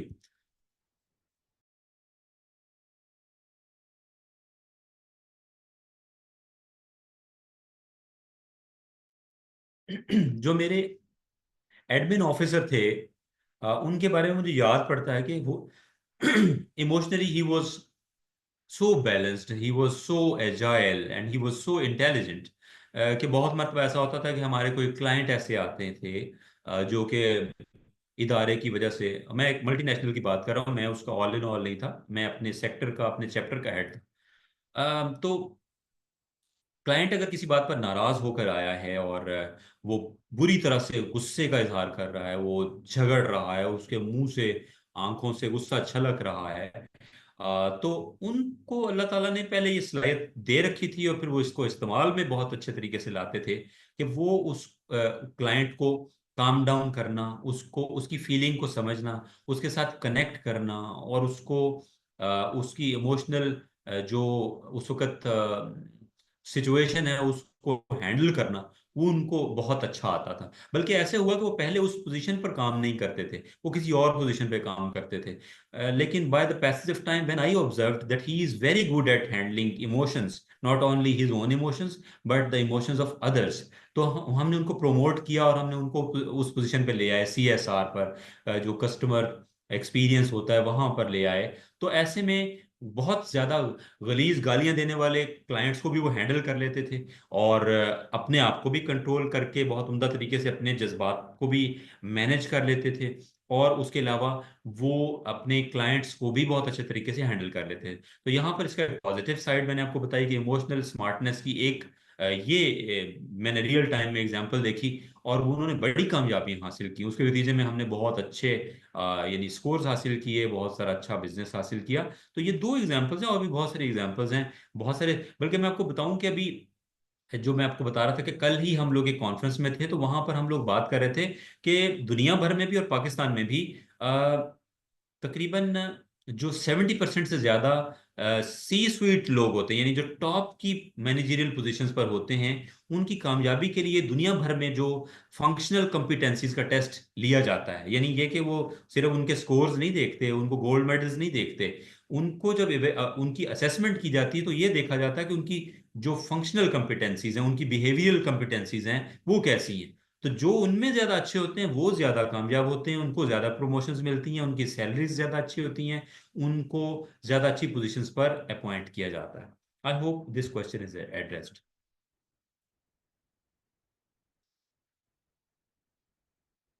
और कोई इस हवाले से कोई बात ऐड करना चाहे तो हम अब इसको क्लोज करते हैं। You been very patient, you been listening very carefully. और इस आपने पूछा है कि सर, मरवा ने पूछा है इस sir, if I can join your community as a psychology student, so जी बिल्कुल ज्वाइन कर सकते हैं आप लोग। और सर ताहिर और मैं, हम लोग ह्यूमन डेवलपमेंट की फील्ड में ही हैं, और हम पर्सनैलिटी टाइप असेसमेंट से लेकर असेसमेंट सेंटर्स को रन करते हैं। हम लोग इसी से रिलेटेड और मॉड्यूल्स पे काम करते हैं, तो आप लोग ज्वाइन कर सकते हैं डेफिनेटली। कैसे खुश रख सकते हैं, आयशा फजल ने पूछा कि अपने आप को खुश कैसे रख सकते हैं। तो अब ज़ाहिर है मैं थोड़ा सा अब ना मुख्तसर तरफ जाऊंगा क्योंकि बहुत लंबी हो गई बात। तो खुश रखना डेफिनेटली, अब ज़रा हम ज़रा ये देखें कि जब मैंने ये कहा, शुरू में हमने एक बात की थी कि एक जज्बा जो है वो आता कहाँ से, उसकी माँ क्या है, उसकी रूट कॉज क्या होती है। तो मैंने आपको ये बताया था कि हमारे जहन में आने वाले थॉट्स। अच्छा, वो जो थॉट्स होते हैं उसके बारे में ताहिर साहब भी माइंड साइंटिस्ट हैं, और मेरा भी माइंड साइंसिस से ताल्लुक है। तो हम ये जानते हैं कि एक जहन में, रिसर्च ये बताती है कि एक दिमाग के अंदर 24 घंटे में कोई कम व बेश 60,000 ख्यालात रोज आते हैं। अच्छा, उससे भी ज्यादा इंटरेस्टिंग बात यह है कि उन 60,000 ख्यालात में से अबव 90% ख्यालात वो होते हैं जो कल हमारे थे। अच्छा, अब इससे आप जरा थोड़ा सा ये समझिएगा कि वो जो ख्यालात फ्रीक्वेंटली हमारे जहन में आते हैं, हम लोगों को आदत पड़ जाती है बाज़ औक़ात इस तरह से कि वो हम बार बार ख्यालात अपने जहन में आने देते हैं। जितना हम अपने थॉट्स के बारे में अवेयर होंगे, जितने हम अपने ट्रिगर्स के बारे में अवेयर होंगे, उतना हम अपने आप को रेगुलेट कर पाएंगे। तो इस वजह से जो थॉट अवेयरनेस अपने जहन के ऊपर, यानी जिसे हम माइंडफुलनेस भी कहते हैं, इस बात पर तवज्जो रखना और इस बात के आदी बन जाना, आदत बना लेना कि अब ध्यान रखना कि कौन सा ख्याल गालिब आ रहा है। उसके नतीजे में हम लोगों को ये पता चलेगा कि हम लोगों पे कौन सा जज्बा गालिब है। और जो अगर कोई ऐसा जज्बा जो हमें डिप्रेस करता है, जो डिसअपॉइंट करता है, जो नफरत की तरफ ले जाता है, अगर हम उसको, उस ख्याल को अपने जहन से हटाएं, उसके तरीके हैं, अब उस पर हम बात ज़्यादा नहीं कर सकते इस सेशन में, तो उसके साइंटिफिक तरीके हैं, तो उनको रिप्लेस किया जा सकता है। तो ऐसा करने से हम लोग खुश करने वाले जज्बात को अपने रिप्लेस कर सकते हैं। जो चीज़ें हमें खुशी देती हैं, जो हमें एनर्जी देती हैं, पॉजिटिविटी देती हैं, तो इस तरीके से हम अपने आप को इस बात के आदी बना सकते हैं कि हम खुश रहें। तो खुश रहना is a choice, it's not something which is imposed on us. तो आपने पूछा कि कैसे ज्वाइन कर सकते हैं, तो सर ताहिर साहब के पास मेरा नंबर भी है, मेरे सोशल मीडिया हैंडल्स हैं, आप लोग उधर ज्वाइन कर सकते हैं। और फिर मेरी कंपनी का नाम इवॉल्वेक्स प्राइवेट लिमिटेड है, और लाहौर से ऑपरेट करती है। सर ताहिर भी, मैं भी, हम लोग पाकिस्तान में पब्लिक सेक्टर में, प्राइवेट सेक्टर में ट्रेनिंग्स दे रहे हैं अल्हम्दुलिल्लाह, और पाकिस्तान से बाहर भी दे रहे हैं। तो आप लोग, कोई आप लोग इंटर्नशिप के लिए भी आप लोग ज्वाइन कर सकते हैं, आप टीम भी बन सकते हैं। आप लोग जो साइकोलॉजी से बिलोंग करते हैं तो खास तौर पर इसमें बहुत ज़बरदस्त अपॉर्चुनिटीज़ हैं। तो डेफिनेटली यू कैन प्रोसीड। सताहिर, I think we are done now. Over to you sir, please. जी सर, बहुत शुक्रिया। आपने बड़ी कारआमद जो है वो बातें आज जो है वो शेयर की। आई थिंक सो, जो मेरा टेक अवे था, मैं अपना टेक अवे सबके सामने डिस्क्राइब कर देता हूँ। कि जो मैंने नई बात सीखी वो यही थी कि इमोशनल इंटेलिजेंस आपकी प्रैक्टिकल लाइफ और रिलेशनशिप में सबसे ज़्यादा काम आती है आपको कामयाब करने के लिए। ये मेरे लिए एक नई बात थी, मैं इसको ऑब्जर्व तो कर रहा था, लेकिन एक पूरे सेंटेंस में मुझे एक लाइन में जो है ना जो मफहूम पता चला वो यही है कि अगर आपने प्रैक्टिकल लाइफ में और अपने रिलेशनशिप में कामयाब होना है तो आपको जज्बाती तौर पर ज़हीन होना पड़ेगा। बाकी फेयर के बारे में मैंने सर पढ़ा था, जो वो भी मैं एक लाइन में शेयर करना चाहता हूँ कि take action in spite of fear आपके फेयर को कम कर देता है। क्योंकि बहुत सारे ऐसे फेयर होते हैं जो हमने खाम खा अपने ऊपर तारी किए हुए होते हैं। जब हम एक्शन ले लेते हैं तो हम वो हमें पता लगता है तो इतना तो खौफ था ही नहीं जितना हमने अपने ऊपर जो है वो तारी किया हुआ था। तो खौफ का एक ही हल है कि take action in spite of fear. तो आई थिंक सो सब ने इस सेशन को एंजॉय किया होगा और वैल्यूएबल लर्निंग यहाँ से आपको मिली होंगी। हमेशा मेरी ताकीद यही होती है कि जो भी टेक अवे आपने यहाँ से लिया, देखिए मैंने एक टेक अवे लिया, पूरे सेशन में मेरा एक टेक अवे था। एक टेक अवे अगर आप अपनी जिंदगी पर आप इम्प्लीमेंट कर लेते हैं तो आप आगे निकल जाते हैं। ठीक है, तो अपनी जिंदगी में जो कुछ आपने सीखा इसमें से आपके लिए क्या था, आपने देखना है कि इस पूरे सेशन में इसकी रिकॉर्डिंग भी अवेलेबल होगी, आप दोबारा इसको सुने, इसमें देखें कि मेरे लिए इसमें क्या था जिससे मैं अपनी जिंदगी को नेक्स्ट लेवल पे लेके जा सकता हूँ। तो सर मैं जिम रोहन की एक बहुत ही अच्छी और खूबसूरत कोटेशन के साथ इस ब्यूटीफुल जो है ना सेशन का इख्तिताम करूंगा और आपका भी शुक्रिया अदा करूंगा कि आपने मसरूफियत वक्त में से, अपनी मसरूफ तरीन वक्त में से इंस्टीट्यूट ऑफ पर्सनल डेवलपमेंट और अपने छोटे भाई को जो है वो टाइम दिया और बहुत सी मैं समझता हूँ वैल्यू ऐड की है आपने। और मेरा मेरा ये स्ट्रांगली बिलीफ है कि जब आप दूसरों की लाइफ में वैल्यू ऐड करते हैं, अल्लाह आपकी लाइफ में वैल्यू ऐड करता है। It's my strong belief, I am strong believer of this thing. तो जिम रोहन की जो है ना ब्यूटीफुल कोटेशन के जरिए, ये कोटेशन के साथ ही मैं इस सेशन का अख्तिताम करूंगा कि you must take responsibility of your life. Jim Rohn कहते हैं, जिम रोहन बहुत बड़े मोटिवेशनल स्पीकर हैं और जितने भी आप स्पीकर इस वक्त सुन रहे हैं उन सब के गुरु हैं। तो you must take responsibility of your life, you can't change the circumstances, you can't change the season, you can't the wind, you can't change the wind but you can change yourself. आप हालात को नहीं बदल सकते, आप मौसमों को नहीं बदल सकते, आप हवा जो चल रही है उसको नहीं बदल सकते। अगर आप बदल सकते हैं तो खुद को बदल सकते हैं। तो चेंज ऑलवेज जो है ना वो मुश्किल होती है, थोड़ा सा टफ होती है। और लेकिन अगर हम खुद को चेंज करना चाहें तो ये पॉसिबल है, इम्पॉसिबल नहीं है। तो चेंज हमेशा जो है ना अवेयरनेस से आती है। ये जो आप अवेयरनेस ले रहे हैं ना, यही जो है वो चेंज क्रिएट करती है। और जब अवेयरनेस आती है तो फिर आपकी अंडरस्टैंडिंग बढ़ती है और अंडरस्टैंडिंग कम फ्रॉम अवेयरनेस। देखिए ये जैसे सर ने 4 स्टेप मॉडल बताया आपको इमोशनल इंटेलिजेंस के हवाले से, तो मैं चेंज के हवाले से ये 4 स्टेप आपको बता रहा हूँ। अगर आप इस पर भी अमल करेंगे तो आपको बहुत फायदा होगा। इसने मेरी लाइफ में वैल्यू ऐड की है, तो ये मैं आपको यूँ समझ लिया आज की टिप है जो मैं आज आपको देने जा रहा हूँ कि अवेयरनेस बढ़ाएं अपनी। जैसे आपने अपनी अवेयरनेस बढ़ाएंगे आपके अंदर अंडरस्टैंडिंग डेवलप होगी। आज इमोशनल इंटेलिजेंस के बारे में आपके पास अवेयरनेस आई, अवेयरनेस आने के बाद अंडरस्टैंडिंग बढ़ी। उसके बाद तीसरा स्टेप है डिसएसोसिएट। अपने आप को डिसएसोसिएट करें ऐसे लोगों से, ऐसे हालात से, ऐसी चीज़ों से जो आपकी लाइफ में आपको आगे नहीं बढ़ने देते। जब आप डिसएसोसिएट कर लेते हैं तो फिर अगला स्टेप आ जाता है रिकंडीशनिंग। आप रिकंडीशन कर लेते हैं अपनी माइंड की और आप चेंज को एक्सेप्ट करते हुए आप जिंदगी में आगे बढ़ जाते हैं। और ये आबिद साहब और मेरी लाइफ का प्रैक्टिकल एक्सपीरियंस है। हम भी इसी तरह चेंज हुए हैं कि हमने अपनी अवेयरनेस बढ़ाई, अपनी अंडरस्टैंडिंग जो है ना उसको क्रिएट की, उसके बाद डिसएसोसिएट हुए ऐसे हालात से, ऐसी चीज़ों से, ऐसे लोगों से जो हमें जो है वो पीछे धकेल रहे थे बजाय इसके कि हमें आगे लेके जाते। उन चीज़ों से डिसएसोसिएट हुए तो हमारा कहीं ना कहीं माइंड सेट बना और रिकंडीशन हुई हमारे माइंड की।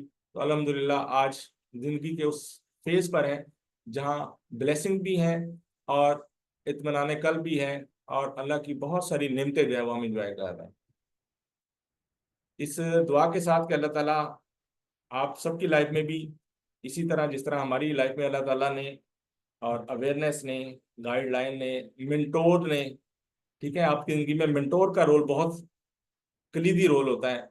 अगर कोई अच्छा मेंटोर आपको मिल जाए तो वो आपकी लाइफ को कहीं से कहीं पहुंचा देता है। तो मेरी नेक तमन्नाएं हैं आप सब लोगों के लिए कि अल्लाह ताला आप सबको भी ढेरों खुशियां अता फरमाए और खुद को समझने का मौका फराहम करे। और खुद को समझ कर ही इंसान अल्लाह को समझ सकता है। जैसे सर आपने शुरू में बताया था कि जो सेल्फ डिस्कवरी का सफ़र है ये बेसिकली अल्लाह को जानने का सफ़र है।